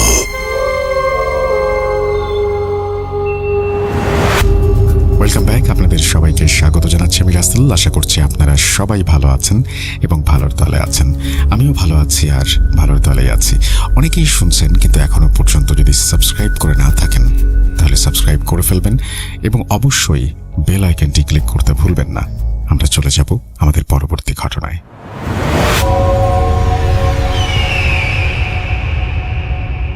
আসসালামু আলাইকুম রাসেল ভাই ও প্রিয় লিসেনার্স, আমি মোহাম্মদ সিফাত আলম। আজ হাজির হলাম আপনাদের মাঝে নতুন একটি ঘটনা নিয়ে। আজ যে ঘটনাটি আমি শেয়ার করতে যাচ্ছি তা আমার সাথে একজন আপু শেয়ার করেছেন। আমি তার স্বামীর জীবনের এক চরম ভয়ঙ্কর এবং রহস্যময় অভিজ্ঞতার কথা আপনাদেরকে জানাবো। আপুর ভাষায় ঘটনাটি আমি আপনাদের সামনে তুলে ধরছি। রাসেল ভাইয়ের কাছে আমি ক্ষমা প্রার্থনা করছি ঘটনার ভেতরের কোনো অনাকাঙ্ক্ষিত ভুলের জন্য। চলুন তাহলে আজকে আপুর ঘটনায় সরাসরি চলে যাওয়া যাক। বলছেন সেই আপু, আসসালামু আলাইকুম। আশা করি আল্লাহর রহমতে আপনারা সবাই ভালো আছেন। আমিও আলহামদুলিল্লাহ আপনাদের দোয়ায় বেশ ভালোই আছি। আজ আমি আপনাদের সাথে এমন একটি ঘটনা শেয়ার করতে যাচ্ছি যা কোনো সাধারণ ঘটনা নয়, কোনো কল্পকাহিনী নয়, সম্পূর্ণ বাস্তব আর আমার নিজের স্বামীর জীবনের একটি মর্মান্তিক অভিজ্ঞতা।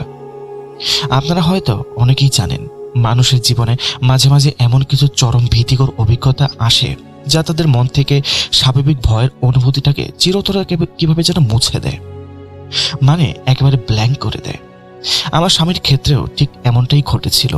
তার সাথে ঘটে যাওয়া সেই ছোটবেলার মানসিক আঘাত এতটাই গভীর ছিল যে এরপর থেকে পৃথিবীর কোনো ভয়ঙ্কর ঘটনা তাকে আর ভয় দেখাতে পারে না। কোনো ভৌতিক সিনেমা বা গা ছমছমে পরিবেশ কোনো কিছুই না। তার মনের ভেতরে ভয়ের যে জগৎটি ছিল তা যেন সেই ঘটনাকে কেন্দ্র করেই ঘুরছে এখন পর্যন্ত। ঘটনার সূত্রপাত অনেক বছর আগে। আমার স্বামী তখন হাই স্কুলে পড়ে। তার বাবা মা পড়াশোনার জন্য তাকে বিভিন্ন জায়গায় পাঠানোর সিদ্ধান্ত নেন। আমি যদি সরাসরি বলি তাহলে বলতে হবে ঢাকায় পাঠানোর সিদ্ধান্ত নেন। তার আরো দুই ভাই আগেই ঢাকায় থাকতেন। সে সময় 1985 সালের দিকে এখনকার স্কুলগুলোর শিক্ষার মান বেশ ভালোই ছিল, তাই পরিবারের সিদ্ধান্ত অনুযায়ী তাকে ঢাকা পাঠানো হয়। আমার শাশুড়ি মা তখন নিজের সময়টাকে ভাগ করে নিয়েছিলেন। তিনি বছরে 6 মাস থাকতেন আমার স্বামীর সাথে, বাকি 6 মাস থাকতেন তার বাকি 2 সন্তানদের সাথে। আমার স্বামী মূলত তার এক ফুপুর কাছে থাকতেন। এই ফুপুর জীবনেও ঘটনাটি বেশ কষ্টের। অনেক বছর আগে তার স্বামী মারা গিয়েছিলেন, তাদের কোনো সন্তান ছিল না। এই ফুপুই একসময় আমার শ্বশুরমশাইকে নিজের সন্তানের মতো লালন পালন করে বড় করেছিলেন। তাই আমার স্বামীর সাথে তার ফুপুর সম্পর্কটা ছিল একদম নিজের দাদি বা নানির মতো। যেহেতু আমার স্বামীর নিজের দাদা দাদি বা নানা নানি কেউ বেঁচে ছিলেন না, তাই এই ফুপুই ছিলেন তাদের পরিবারের সবচেয়ে বয়োজ্যেষ্ঠ মানুষ, শ্রদ্ধেয় মানুষ। ফুপু তাদের পেয়ে খুব খুশি ছিলেন। একটি একান্নবর্তী পরিবারে দাদি নানিরা যেমন পুরো বাড়ি মাতিয়ে রাখে, ফুপু ঠিক সেভাবেই তাদের আগলে রাখতেন। মিরপুরে তাদের সেই বাসাটি ছিল অনেক বড়। এই ঠিকানাতেই আমাদের জীবনের সবচেয়ে ভয়ানক স্মৃতিগুলো লেখা আছে। সময়টা ছিল 1987 সালের। পবিত্র মাহে রমজানের শেষের দিকের দিনগুলো চলছিল তখন। চারদিকে একটা অন্যরকম ধর্মীয় গাম্ভীর্য, পবিত্রতার আমেজ। মুসলিম পরিবারগুলোতে রমজানের শেষ 10কে যেমন একটা সাজ রব পড়ে যায়, ঠিক তেমন ঈদের প্রস্তুতি, ইবাদতের আধিক্য সব মিলিয়ে একটা ব্যস্ত অথচ স্নিগ্ধ সময়। আকাশে তখন ঈদের চাঁদ ওঠার অপেক্ষায় সবাই। আমার শাশুড়ি মা রমজানের শেষ দিকে তার বড় ছেলেদের নিয়ে বাজারে গিয়েছিলেন ঈদের কেনাকাটার জন্য। আপনারা তো জানেন ঈদের সময় আমাদের দেশের বাড়িগুলো কেমন একটা উৎসবের আমেজে মেতে ওঠে। ঘরের পুরনো জিনিসপত্রগুলো বদলানো হয়, নতুন পর্দা টানানো হয়, পুরো বাড়ি পরিষ্কার পরিচ্ছন্ন করা হয়। তাদের বাড়িতেও তখন রঙের কাজ চলছিল। বাড়িটাকে ঈদের জন্য নতুন করে সাজিয়ে তোলা এক বিশাল আয়োজন, চারপাশে রঙের গন্ধ, শ্রমিকদের হাঁক ডাক, এসব মিলিয়ে অন্যরকম একটা ব্যস্ততা। এই ঘটনার প্রায় 6 মাস আগের কথা। আমার স্বামীর সেই ফুপু হঠাৎ করে স্ট্রোক করেন। এই স্ট্রোকের কারণে তার শরীরের অর্ধেক অংশ অবশ হয়ে যায়। তাকে চিকিৎসা বিজ্ঞানের ভাষায় হাফ বডি প্যারালাইসিস বলা হয়। এর মানে এই নয় যে তিনি একেবারেই চলাফেরা করতে পারতেন না, তবে তার হাঁটা চলা অনেকটাই সীমিত হয়ে গিয়েছিল। তাকে একটি বিশেষ হাঁটার যন্ত্র বা ওয়াকারের সাহায্যে বিভিন্ন জায়গায় নিয়ে যাওয়া হতো। এছাড়া তার দীর্ঘদিনের ডায়াবেটিসও ছিল, আরও ছিল বার্ধক্যজনিত শারীরিক সমস্যা। এই অসুস্থতার কারণে সেই বছর তিনি রমজানের রোজাগুলো ঠিকমতো রাখতে পারছিলেন না। তাই আমার শাশুড়ি মা বাজারে যাওয়ার আগে ফুপুর জন্য একটি ট্রেতে করে যত্ন করে খাবার সাজিয়ে রেখে গিয়েছিলেন। বাড়িতে তখন কেবল আমার স্বামী এবং তার কোলে ছিল ছোট ভাই। আমার শাশুড়ি মা যাওয়ার সময় আমার স্বামীকে স্পষ্টভাবে বলে গিয়েছিলেন, বাবা আমি বাজারে যাচ্ছি, ফুপু যখন খিদে পাবে তুমি নিজ হাতে এই খাবারটা থেকে খাইয়ে দিও, তার যত্নের যেন কোনো কমতি না হয়। এই কথা বলে তিনি বড় ছেলেকে নিয়ে ঈদের কেনাকাটা করতে বেরিয়ে যান। বাড়িতে তখন এক অদ্ভুত নীরবতা। দুপুরের দিকে আমার স্বামী এবং ছোট ভাই তাদের নিজেদের ঘরের দরজা বন্ধ করে এক মনে খেলাধুলায় মগ্ন ছিল। সম্ভবত তারা লোগো ব্লক দিয়ে কিছু একটা বানাচ্ছিল, ছোটবেলায় যেমনটা হয় আর কি। খেলায় একেবারে মগ্ন থাকায় তারা আশেপাশের পরিবেশের কোনো খেয়াল করছিল না, কে ডাকছে বা কি হচ্ছে সব ভুলে বাচ্চারা খেলছিল। হঠাৎ পাশের ঘর থেকে ফুপু অত্যন্ত দুর্বল কণ্ঠে ডাক দিলেন। তিনি বললেন, বাবা আমার খুব ক্ষুধা পেয়েছে, আমাকে খাবারটা একটু দিয়ে যাবে? আমার স্বামী তখন একরকম চরম পর্যায়ে ছিল। সে ঘর থেকে চিৎকার করে উত্তর দিল, ফুপু আর মাত্র 10 মিনিট সময় দাও, আমাদের খেলাটা প্রায় শেষ, আমি 10 মিনিট পরেই তোমার খাবার নিয়ে আসছি। এই বলে তারা দুই ভাই আবার তাদের সে লেগো ব্লকের দুনিয়া হারিয়ে গেল। এই 10 মিনিট সময় যাওয়ার যে অপরাধ বোধ, তা আজও আমার স্বামীকে তাড়িয়ে বেড়ায়, কুড়ে কুড়ে খায় ভেতর থেকে। সেই 10 কি 15 মিনিটের মধ্যে এক অদ্ভুত ঘটনা ঘটল। আমার স্বামী এবং তার ভাই খেলায় মগ্ন থাকা অবস্থাতে আর চোখে দেখতে পেল ফুপু তার সেই ওয়াকারটি নিয়ে অত্যন্ত ধীর পায়ে ড্রয়িং রুম পেরিয়ে ব্যালকনির দিকে এগিয়ে যাচ্ছেন। ফুপু সেই দুর্বল শরীর নিয়ে ব্যালকনিতে যাওয়াটা তাদের কাছে খুব একটা অস্বাভাবিক মনে হয়নি। হয়তো তিনি বাইরে খোলা হাওয়ার জন্য বা রাস্তার দিকে তাকানোর জন্যই সেখানে যাচ্ছিলেন। তারা দুই ভাই আবার নিজেদের খেলায় মন দিল, কিন্তু ঠিক 15 মিনিট পর এমন একটি শব্দ তাদের কানে এলো যা তারা জীবনেও ভুলতে পারবে না। শব্দটা ছিল অনেকগুলো মাছি একসাথে ভন ভন করলে যেমন একটা গঙ্গানোর মতো আওয়াজ হয়, ঠিক সেরকম। কিন্তু এই আওয়াজটা ছিল অনেক বেশি তীব্র, অনেক বেশি গা ছমছমে, যেন কোনো অশুভ শক্তি পুরো বাড়িটাকে ঘিরে ফেলেছে। দম বন্ধ করা একটা পরিবেশ। শব্দটা শুনে দুই ভাই চমকে উঠল, তাদের বুকের ভেতরটা কেমন যেন ছ্যাদ করে উঠল। তারা তৎক্ষণাৎ খেলা ফেলে উঠে দাঁড়ালো। তাদের ঘরের দরজাটা খুলল। তাদের ঘরের দরজা খুললেই সামনে ড্রয়িং রুম, ঠিক তার ওপারেই সেই ব্যালকনির দরজা। ব্যালকনির দরজাটা হাট করে খোলা ছিল, আর সেই খোলা দরজা দিয়ে তারা যে দৃশ্য দেখলো তা কোনো সুস্থ মানুষের পক্ষে কল্পনা করাও সম্ভব নয়। চোখ দুটো কপালে ওঠার মতো অবস্থা। তারা দেখলো তাদের সেই স্নেহময় ফুপু ব্যালকনির এক কোণের দেয়ালের সাথে হেলান দিয়ে বসে আছে, আর তার পুরো শরীর দাউ দাউ করে আগুন জ্বলছে। আপনারা ঠিকই শুনেছেন, তার মাথা থেকে পা পর্যন্ত পুরো শরীর ভয়ঙ্কর আগুনের লেলিহান শিখায় আচ্ছাদিত। আমরা সাধারণ মানুষেরা জীবনে হয়তো কখনো না কখনো এভাবে জীবন্ত কাউকে চলতে দেখিনি। সিনেমায় বা খবরে দেখলে আমরা জানি মানুষের গায়ে আগুন লাগলে যে যন্ত্রণায় চিৎকার করতে থাকে সেটা কতটুকু তীব্র। বাঁচার জন্য পাগলের মতো এদিক ওদিক ছুটতে থাকে, মাটিতে গড়াগড়ি খায়। কিন্তু সবচেয়ে ভয়ঙ্কর এবং অবাস্তব ব্যাপারটি ছিল ফুপু একদম স্থির হয়ে বসেছিলেন। তার মুখ থেকে কোনো যন্ত্রণার চিৎকার বের হচ্ছিল না। তিনি বাঁচার জন্য কোনো আকুতিও করছিলেন না। তিনি দেয়ালের সাথে হেলান দিয়ে এমনভাবে বসেছিলেন যেন কিছুই হয়নি। শুধু তার দুই হাত সামনের দিকে প্রসারিত করা ছিল, যেন তিনি আমার স্বামীকে তার কাছে যাওয়ার জন্য ডাকছিলেন। এই দৃশ্যটা বর্ণনা করতে গিয়ে আজও আমার গা শিউরে ওঠে। যদিও আমি এই দৃশ্য নিজে সরাসরি দেখিনি, তাহলে আপনারা ভাবুন আমার স্বামীর অবস্থাটা কি হতে পারে। আমার হাতের লোমগুলো খাড়া হয়ে যাচ্ছে। আপনারা একটু কল্পনা করে দেখুন, একটা জলজন্ত মানুষ দাউ দাউ করে জ্বলছে, অথচ সে দৌড়াচ্ছে না, চিৎকার করছে না, শুধু দুই হাত বাড়িয়ে কাউকে ডাকছে। এখানে একটি অত্যন্ত গুরুত্বপূর্ণ বিষয় আপনাদের বলা প্রয়োজন। যেহেতু বাড়িতে তখন রঙের কাজ চলছিল, তাই ব্যালকনিতে রঙের অনেকগুলো কৌটা, থিনার এবং স্পিরিটের বোতল রাখা ছিল। আপনারা সবাই জানেন যে এগুলো অত্যন্ত দাহ্য পদার্থ। আগুনের সামান্য একটু স্ফুলিঙ্গ পেলেই এগুলো বোমার মতো বিস্ফোরিত হতেও পারে। ফুপুর গায়ে তখন এই ভয়ঙ্কর আগুন জ্বলছিল। তখন তার চারপাশে ওই দাহ্য পদার্থগুলো ছেটানো ছিল। সাধারণ বিজ্ঞানের সূত্র অনুযায়ী সেই ব্যালকনিতে তখন এক ভয়ঙ্কর বিস্ফোরণ হওয়ার কথা ছিল।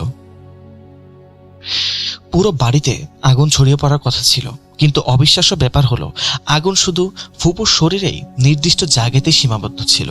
তার আশেপাশে কোনো রঙের কৌটা বা কোনো স্পিরিটের বোতল, এমনকি ব্যালকনিতে থাকা কোনো কাপড়ে একটুও আঁচ লাগেনি। আগুনটা যেন শুধু তাকেই গ্রাস করার জন্য এসেছিল। খোদ কোনো এক শয়তান জিন হয়তো এই কাজ করেছে।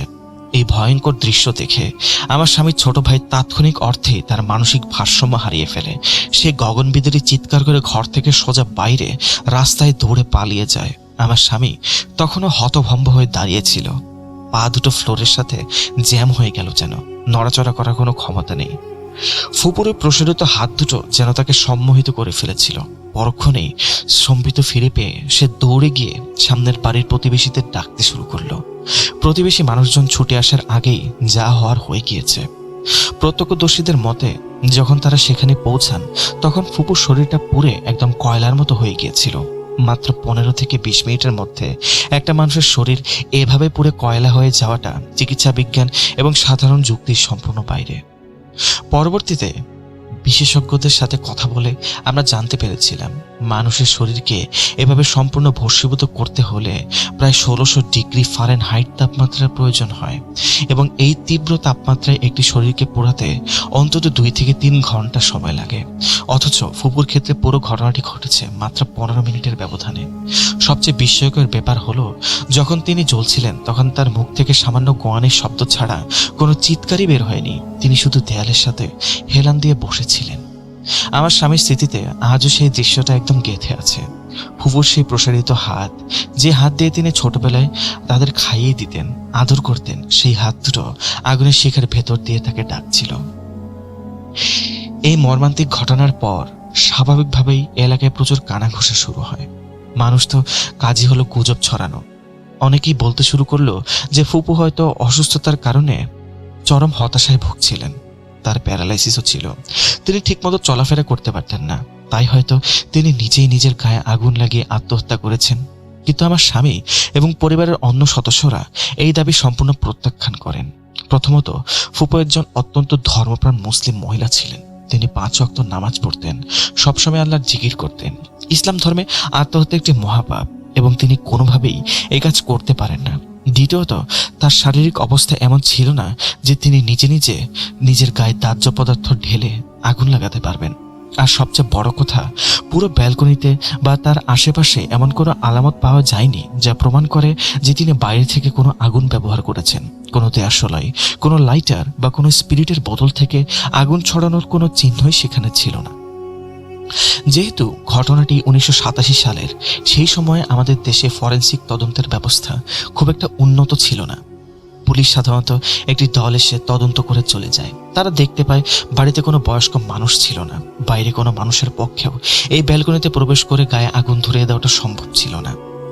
সামনের বাড়ির একজন প্রতিবেশী পুলিশকে সাক্ষ্য দেন। তিনি ঘটনার মাত্র 10 মিনিট আগে ফুপুকে ব্যালকনির গ্রিল ধরে দাঁড়িয়ে থাকতে দেখেছিলেন। তার মানে তিনি ঘটনার ঠিক আগ মুহূর্ত পর্যন্ত সম্পূর্ণ জীবিত এবং স্বাভাবিক ছিলেন। তদন্ত শেষে পুলিশও কোনো যৌক্তিক সমাধানে পৌঁছাতে ব্যর্থ হয়। তারা ফাইলটি এই বলে বন্ধ করে দেয় যে এটি হয়তো কোনো আত্মহত্যার ঘটনা, কিন্তু আমার পরিবারের মানুষেরা জানি এটি কোনোভাবেই আত্মহত্যা ছিল না। এটা কোনো অশুভ জিনের কাজ ছাড়া আর কিছুই হতে পারে না। আপনারা একটু ঠান্ডা মাথায় চিন্তা করে দেখুন, যদি নিজের হাতে একটি ছোট চিমটিও কাটেন তাহলে আপনারা ব্যথা পাবেন। আরেকজন মানুষের পুরো শরীর আগুনে জ্বলছে, অথচ সে এক বিন্দু নড়াচড়া করছে না, চিৎকার করছে না, বাঁচার জন্য কোনো আকুতি করছে না। এটি কিভাবে সম্ভব? দুনিয়ার সবচেয়ে সহ্য ক্ষমতা সম্পন্ন মানুষটিও আগুনে পড়লে যন্ত্রণায় ছটফট তো করবেই, চিৎকার করবে, কিন্তু ফুপু সম্পূর্ণ স্থির ছিলেন। অনেকেরই যুক্তি দেখাতে পারেন, অনেকে অনেক কথা বলতে পারেন। তার প্যারালাইসিস ছিল, তিনি দৌড়াতে পারেননি, কিন্তু তার প্যারালাইসিস তো আংশিক ছিল। একটা মানুষের গায়ে আগুন জ্বললে অন্তত ছটফট তো করবে, তিনি তো চাইলে হাত পা ছুটতেই পারতেন, কিন্তু তার প্যারালাইসিস তো সেরকম অবস্থায় তাকে নিয়ে যায়নি যে তিনি হাত পা ছুটতে পারতেন না। শুধু একটি নির্দিষ্ট স্থানে বসে পুড়ে কয়লা হয়ে গেছেন। পরিবারের কাছে আজও সেই জায়গাটার ছবি ধরা আছে। অবিশ্বাস্যভাবে ব্যালকনির মেঝেতে শুধু ফুপুর বসে থাকার জায়গাটি পুরো কালো হয়ে আছে।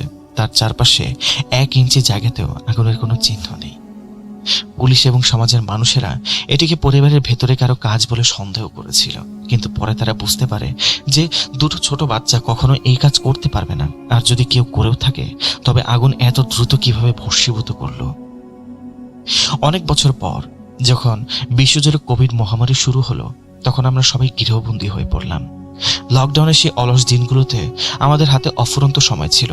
একদিন ইন্টারনেটে সময় কাটানোর সময় আমি একটি পুরনো ডকুমেন্ট সিরিজ দেখতে শুরু করি, আনসলভ মিস্ট্রি নিয়ে। সেখানে প্যারানর্মাল এবং অখ্যাত এবং কুখ্যাত অনেক ঘটনা নিয়ে আলোচনা করা হতো। আমি সেই সিরিজের একটি বিশেষ পর্ব দেখছিলাম। পর্বতের বিষয়বস্তু ছিল মানুষের শরীরে স্বতঃস্ফূর্তভাবে আগুন ধরে যাওয়া। বিজ্ঞান আজ পর্যন্ত এর কোনো সুস্পষ্ট বৈজ্ঞানিক ব্যাখ্যা দিতে পারেনি। এটি এখনো প্যারানর্মাল বিষয় হয়েই পড়ে আছে। এই রহস্যময় ফেনোমেনা অনুযায়ী মানুষের শরীরের ভেতর থেকে হঠাৎ করে এক অজানা কারণে আগুন জ্বলে ওঠে। আমি জানি না এটা কতটুকু সত্য। আমি যখন ওই পর্বটি দেখছিলাম, তখন সেখানে তারা এক ধরনের 3টি আলোচনার কথা উল্লেখ করেছিল। আমি অবাক হয়ে লক্ষ্য করলাম ওই 3টি ঘটনার সাথে আমাদের ফুপুর ঘটনার অদ্ভুত মিল রয়েছে। এই 3টি ঘটনাটি ভুক্তভোগীদের চলাফেরার সীমাবদ্ধতা ছিল, অর্থাৎ তারা কোনো না কোনোভাবে প্যারালাইজড বা শারীরিক প্রতিবন্ধকতার শিকার ছিলেন। ফুপুর ক্ষেত্রেও ঠিক তাই হয়েছিল। তবে ওই অনুষ্ঠানে দেখানো ঘটনাগুলোর একটি পার্থক্য ছিল। সেখানকার ভুক্তভোগীরা প্রচুর ধূমপান বা মদ্যপান করতেন, কিন্তু আমাদের ফুপু ছিলেন অত্যন্ত ধার্মিক, যা আমি আগেই বলেছি। মদ্যপান বা ধূমপানের মতো কোনো কিছুর প্রশ্নই ওঠে না। তিনি সবসময় পবিত্র জীবনযাপন করতেন। হয়তো তিনি তার ডায়াবেটিস বা প্রেশারের জন্য কিছুটা ঘুমের ওষুধ খেতেন, কিন্তু সেগুলোর কারণে এমন কিছু হওয়া চিকিৎসা বিজ্ঞানে অসম্ভব। যখন আমি আমার স্বামীকে এই ডকুমেন্টারি দেখালাম, সে খুব একটা আগ্রহ দেখালো না। সে দীর্ঘশ্বাস ফেলে বলল, বাদ দাও এসব, অনেক পুরনো কথা, এগুলো ঘেটে আর কোনো লাভ নেই। আসলে মানুষের মনের একটি প্রতিরক্ষামূলক ব্যবস্থা থাকে, যে স্মৃতিগুলো তাকে চরম কষ্ট দেয় বা ট্রমার সৃষ্টি করে। মানুষ অবচেতনভাবে সেই স্মৃতিগুলো থেকে দূরে থাকতে চায়। আমার স্বামীর ছোট ভাইয়ের জীবনে তো এই ঘটনার প্রভাব এতটাই সুদূরপ্রসারী ছিল যে সে দীর্ঘদিন মানসিক অবসাদে ভুগেছিল। আমরা বছরে হয়তো একবার যখন সবাই একত্রিত হই, তখন এই বিষয়টি নিয়ে কথা ওঠে। তখন বুঝতে পারি ছেলেবেলার সেই 15 মিনিটের ঘটনাটি তাদের জীবনকে কিভাবে গ্রাস করে রেখেছে। তবে এই ঘটনার এখানেই শেষ নয়। সবচেয়ে ভয়ঙ্কর ব্যাপারটি আমি আপনাদের এখন বলতে যাচ্ছি।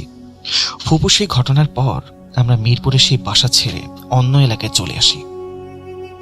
সেটা আমার হাজবেন্ড মিরপুরের সেই বাসা ছেড়ে অন্য এলাকায় চলে আসে।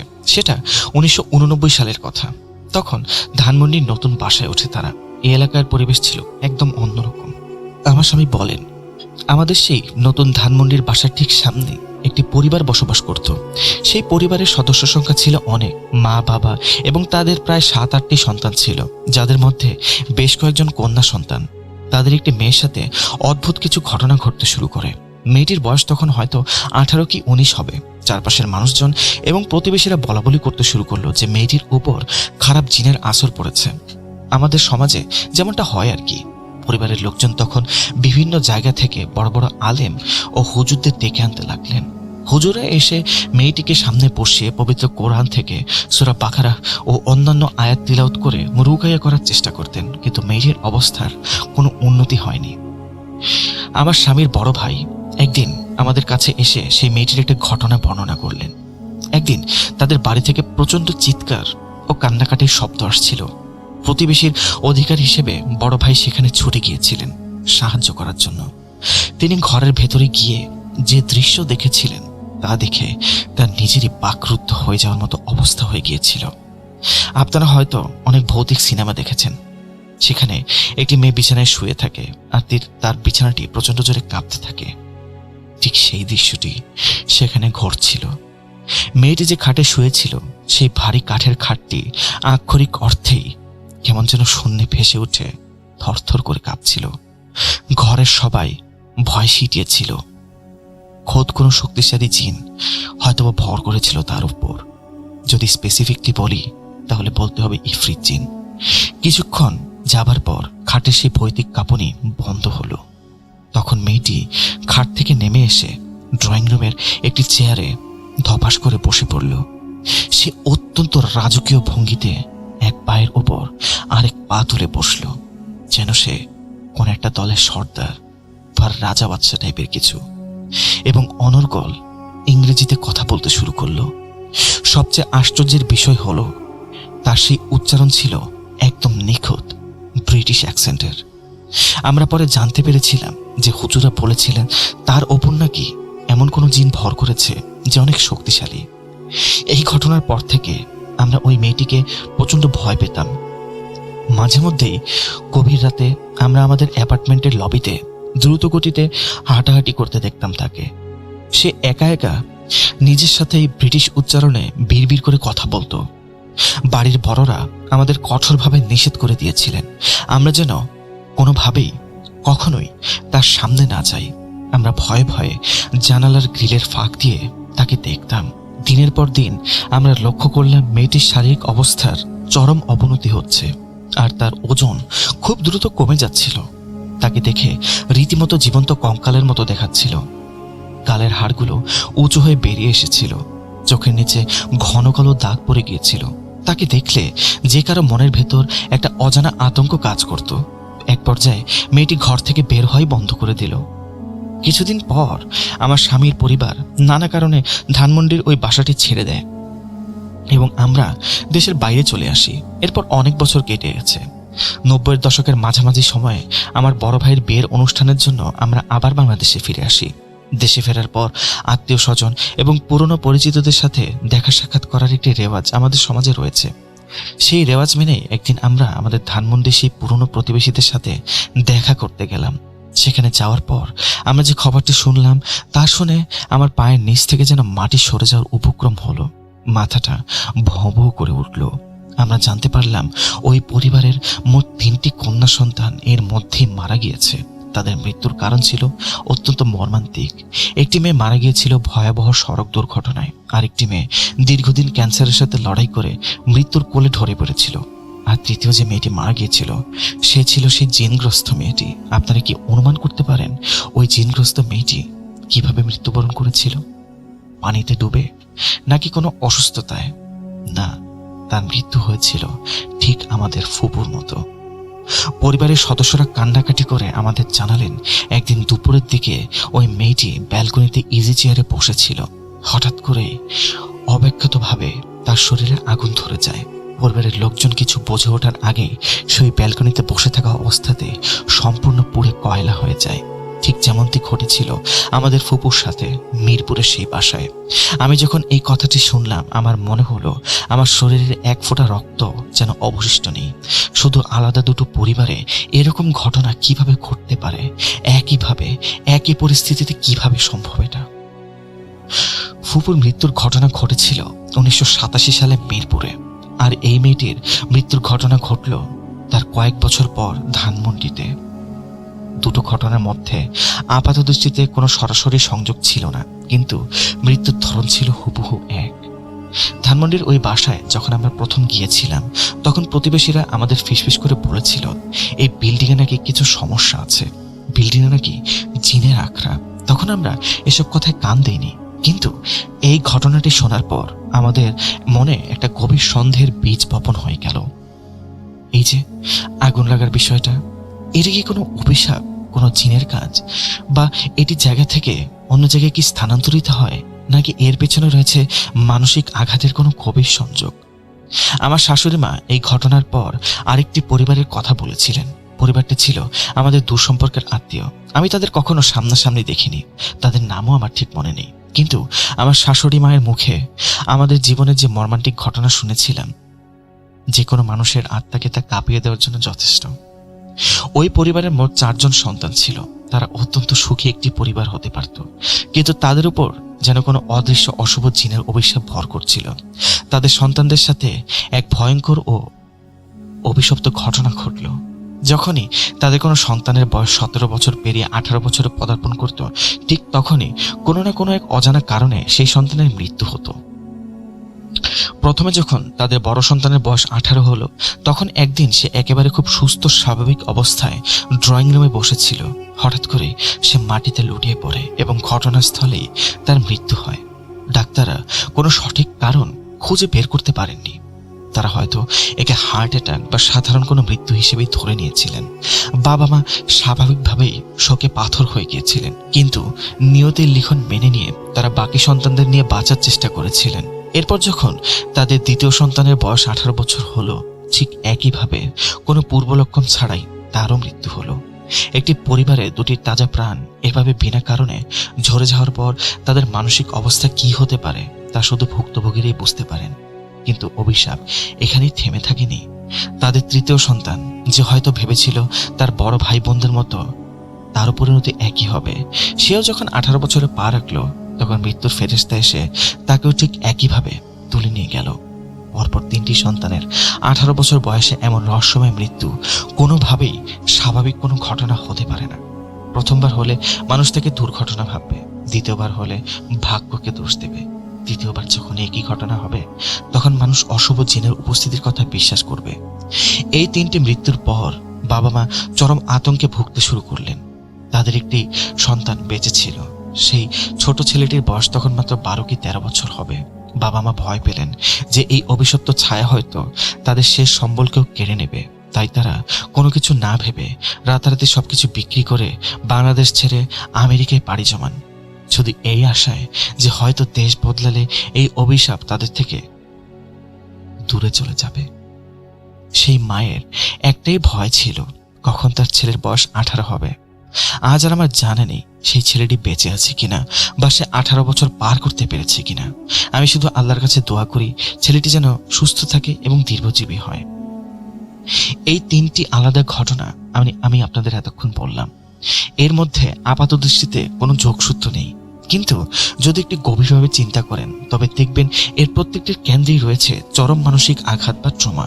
আমার স্বামীর এই ঘটনাগুলো নিয়ে বলতে চান না, তিনি এগুলো বিশ্বাস করেন না বলে এড়িয়ে যান, কিন্তু মনে মনে তিনি এগুলো বিশ্বাস করেন, সেটা আমি জানি। কিন্তু আমি নিজে মনোবিজ্ঞান নিয়ে অনেক পড়াশোনা করেছি। মানসিক স্বাস্থ্য বিষয়টি আমার কাছে অত্যন্ত গুরুত্বপূর্ণ। আমি একটা খুব ভালোভাবে বুঝতে পারি যে একজন মানুষের বাইরে থেকে হাসি খুশি দেখালেও তার ভেতরে হয়তো এক ভয়ঙ্কর অন্ধকার জগৎ লুকিয়ে থাকতেই পারে। সমাজ হয়তো ভাবে তার জীবন তো অনেক সুন্দর, স্বামী স্ত্রী সন্তান নিয়ে পরিবার বেশ সুখী আছে, কিন্তু মানুষের মনের গহীনে কি ট্রমা লুকিয়ে আছে তা কেউ ওজন করতে পারে না, পরিমাপ করতে পারে না। আজকাল আমি এই বিষয়গুলো নিয়ে গবেষণা করার চেষ্টা করছি। এই যে অব্যাখ্যাত বিষয়গুলো, মানুষের মানসিক ট্রমা যে এতটা গভীর এবং অবিচ্ছেদ্য সম্পর্ক রয়েছে তা নিয়ে এখন অনেক গবেষণায় কাজ করছেন। যেখানেই কোনো গভীর মানসিক আঘাত থাকে সেখানেই এই অদৃশ্য অশুভ শক্তিগুলো বা জিনের বাসা বাঁধার সুযোগ হয়। আপনারা হয়তো সবসময় এটা খেয়াল করেছেন, মানুষকে বলতে শুনেছেন, যারা সাধারণত মানসিকভাবে একটু দুর্বল হয় তারাই হয়তো বা পজেসড হয় বা জিনে আক্রান্ত হয় বা তাদের উপর কোনো অশুভ শক্তি ভর করে। শুনেছেন তো আপনারা হয়তো বা। এটা কেন হয় এর কারণ আজ পর্যন্ত কেউ জানে না, আমিও জানি না, জানার চেষ্টা করছি। যখন মানুষের কোনো চরম ধাক্কা খায় তখন ব্রেনের ফ্রিকোয়েন্সি হয়তো এমন একটা স্তরে চলে যায় যা সাধারণ মানুষের পক্ষে বোঝা সম্ভব নয়। তখন তাদের চোখের সামনে এমন কিছু জিনিস ধরা পড়ে যা আমরা স্পষ্টভাবে দেখতে পাই না। তাদের সাথে এমন সব ঘটনা ঘটে যা বৈজ্ঞানিক ব্যাখ্যা হিসেবে বইতে লেখা থাকে না। তারা তখন এমন জিনিসপত্র এক্সপিরিয়েন্স করে বা দেখতে শুরু করে যা আমরা সাধারণ মানুষ দেখতে পাই না। সেই 1987 সালের কথা চিন্তা করলে আজও অবাক লাগে। তখন যদি উন্নত ফরেনসিক তদন্তের ব্যবস্থা থাকতো তাহলে হয়তো আমরা ফুবু সেই মৃত্যুর কারণ জানতে পারতাম। হয়তো জানতে পারতাম ধানমন্ডির সেই জিনগ্রস্ত মেয়েটির শরীরে কিভাবে আগুন ধরেছিল, আমি এই 3টি ঘটনা আপনাদেরকে আলাদাভাবে শেয়ার না করে একভাবে শেয়ার করলাম, এর পেছনেও একটা কারণ রয়েছে। কারণ আমার ফুপু, মানে আমার হাজবেন্ডের ফুপু আর যে মেয়েটা পুরো মারা গিয়েছিল, তাদের ঘটনাটা একদম সিমিলার, এবং আমার যতটুকু মনে হয় এই দুটি ঘটনার পেছনের কারণ একই হয়তো হবে। আরেকটা ঘটনা কিছুটা অদ্ভুত, যে 18 বছর পার হলেই মারা যায়, এটাও শেয়ার করে ফেললাম আপনাদের সাথে। কিন্তু অন্তত আজকের দিন পর্যন্ত এই ঘটনাগুলো অনেকের কাছে অজানা ছিল, রহস্য ছিল। আপনারা অনেক ধন্যবাদ এই ঘটনাটি এতক্ষণ ধরে শোনার জন্য। প্রিয় লিসেনার্স, আমি মোহাম্মদ সিফাত আলম, আপুর শেয়ার করা ঘটনাটি এতক্ষণ আপনাদের পড়ে শোনালাম। আশা করি আপনাদের ঘটনাটি ভালো লেগেছে। যদি ভালো লাগে তাহলে জানাবেন, ভালো না লাগলেও জানাবেন, এবং কী টাইপের ঘটনা আপনারা পছন্দ করেন সেটাও আমাদেরকে জানাতে পারেন। তাহলে আমরা সেই টাইপের ঘটনাই কালেক্ট করার চেষ্টা করব এবং আপনাদের সামনে নিয়ে আসার চেষ্টা করব। তবে ঘটনাটি পড়ার সময় আমি নিজেও বেশ অস্বস্তি অনুভব করছিলাম। আসলে জিন বা শয়তানের ক্ষমতা যে কতটা ভয়ানক হতে পারে তা আমরা সাধারণ মানুষ কল্পনা করতে পারি না। আল্লাহ আমাদের সবাইকে এসব অশুভ শক্তি থেকে হেফাজত করুন। ইনশাআল্লাহ খুব দ্রুতই আবার নতুন কোনো ঘটনা নিয়ে হাজির হব আপনাদের মাঝে। ততদিন সকলেই ভালো থাকবেন, সুস্থ থাকবেন, আর ভূত.com-এর সাথেই থাকবেন। আসসালামু আলাইকুম।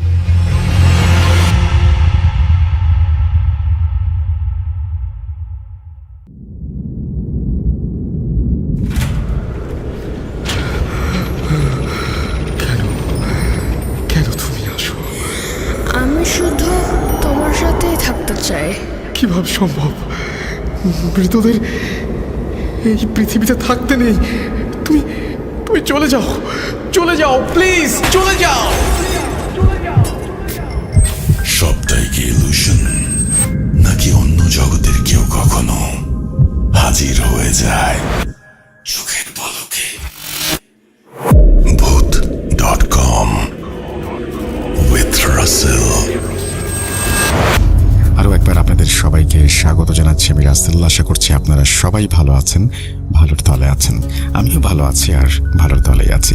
এখানে অনেক ঘটনা রয়েছে, যে ঘটনাগুলো আমাদের ওয়েবসাইটেও দেওয়া আছে www.booth.com.bd।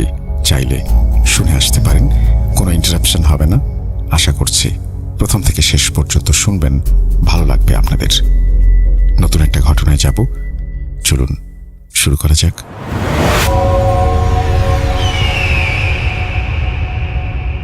আসসালামু আলাইকুম রাসেল ভাই, আশা করি ভালো আছেন আর আপনি সবসময় ভালোর দলেই থাকেন। আমার নাম সাকিব আল ফাহিম, আমি ময়মনসিংহ থেকে বলছি। আমি আপনার একজন অনেক বড় ভক্ত। আজকে আমি যে ঘটনাটি শেয়ার করব সেই ঘটনাটি আমার নিজের সাথেই ঘটে গিয়েছিল। ঘটনাটি ঘটেছিল 2022 সালের ডিসেম্বর মাসে, শীতের দিকে। তখন আমাদের স্কুলের বার্ষিক পরীক্ষা শেষে আমরা গ্রামের বাড়িতে বেড়াতে যাই। সেখানেই মূলত আমার সাথে সেই ঘটনাটি ঘটেছিল। তো আমি বরাবরই ভূত নিয়ে একটু আগ্রহী। আমি আপনার প্রতিটি ভূত.com-এর এপিসোড শুনবো। তাই সবসময় মনে হতো আপনার সাথে একটি ঘটনা পাঠাবো। তাই সবসময় আমার বড় ভাইয়া বা যাকেই পেতাম জিজ্ঞেস করতাম তাদের সাথে কোনো এরকম প্যারানরমাল ঘটনা ঘটেছিল কিনা। তো আমি সবসময় এরকম ঘটনা কালেক্ট করার চেষ্টা করতাম। তো মূল ঘটনায় আসি। যেদিন ঘটনাটি ঘটেছিল সেদিন মূলত আমরা আমাদের গ্রামের 4-5 জন কাজিন মিলে আমরা আমাদের বাড়ির বারান্দায় বসে ভূত.com-এর একটি শো শুনছিলাম। হঠাৎ করে আমার মনে আসলো, আপনার আগে একটা ঘটনা বলা দরকার। আমাদের বাড়ির সাথেই আমার দূর সম্পর্কের একটা দাদু থাকতো। ওনাকে আমরা সবাই দাদু বলেই ডাকতাম। তো তখন আমি সবাইকে বলি যে সেই দাদুর কাছে কোনো ঘটনা থাকতে পারে, এরকম প্যারানরমাল ঘটনা। কারণ আমি ছোটবেলায় শুনেছি সেই দাদুকে নাকি একবার জিনে আসর করেছিল, অনেক সমস্যা হয়েছিল। তো আমি এটা জানার জন্য সবাইকে বলি যে দাদুকে জিজ্ঞেস করলে হয়তো বা কোনো এরকম ঘটনা কালেক্ট করা যাবে। তো সবাই সম্মতি প্রকাশ করে সবাই মিলে আমরা দাদুর কাছে যাই। তো দাদুকে গিয়ে জিজ্ঞেস করি, দাদু তোমার সাথে কি কোনো এরকম প্যারানরমাল বা এরকম ভূত জিনের ঘটনা ঘটেছিল কিনা। তো দাদুর মুখটা কেমন যেন একটু কালো হয়ে যায়, একটু কেমন যেন অস্বাভাবিক দৃষ্টিতে আমার দিকে তাকিয়ে থাকে। আমরা বরাবরই দাদুকে একটু ভয় পেতাম, তাই আমরা সব কাজিন মিলে চলে আসি। সবাই একটু আপসেটই হয়েছিলাম, ভেবেছিলাম কোনো ঘটনা পাবো, কিন্তু দাদু ঘটনা বলতে চাচ্ছিল না। তো আমরা এসে ঘটনা প্রণয় আমরা সেখানে মনে করেন সেই ভূত.com শুনতেছিলাম। তো আমরা সেই রাতে খাওয়া দাওয়া শেষ করে সবাই যার যার ঘরে ঘুমিয়ে যায়। আমি যেখানে ঘুমিয়েছিলাম সে খাটে শুধু আমি একাই ঘুমিয়েছিলাম। তো আনুমানিক রাত 10টা সাড়ে 10টার সময় আমরা ঘুমিয়ে পড়ি। গ্রামে মূলত 10টা সাড়ে 10টায় অনেক রাত। তো রাতে কয়টা বাজে আমার ঠিক জানি না, হঠাৎ করে আমার ঘুম ভেঙে যায়। চারপাশে প্রচন্ড গরম লাগছিল আমার। শীতকালেও যে এতটা গরম লাগতে পারে আমার আসলে রাসেল ভাই আপনাকে বিশ্বাস করাতে পারবো না। মনে হচ্ছিল চারপাশে ফুটন্ত পানি, এরকম বাষ্প উঠছে, এরকম প্রচন্ড গরম লাগছিল। তখন আমি চোখ মেলে তাকানোর পর আমি যা দেখতে পাই তা আসলে রাসেল ভাই কোনো নর্মাল মানুষ বিশ্বাস করতে পারবে না, এক্সপিরিয়েন্স করতে চাইবে না। এতটা ভয়ঙ্কর জিনিস আমার জীবনে ঘটছে। আমি দেখতে পাই সেই দাদু আমার সামনে ঝুলে রয়েছে, মনে করেন আমার দিকে তাকিয়ে রয়েছে ভয়ার্ত দৃষ্টিতে। ক্ষত বিক্ষত মনে করেন গালগুলো কেমন যেন একটু কালচে দাগ মনে হয় পুড়ে গিয়েছে এরকম। তো আমার দিকে তাকিয়ে একটি অস্বাভাবিক হাসি দেয়। সেই হাসিটি দেখে আমি এতটাই ভয় পেয়েছিলাম রাসেল ভাই, প্রচন্ড ভয় পেয়েছিলাম। তখন আমি উঠার চেষ্টা করছিলাম বিছনা থেকে, কিন্তু আমার হাত পা একটুকু নড়াচড়া করতে পারছিলাম না।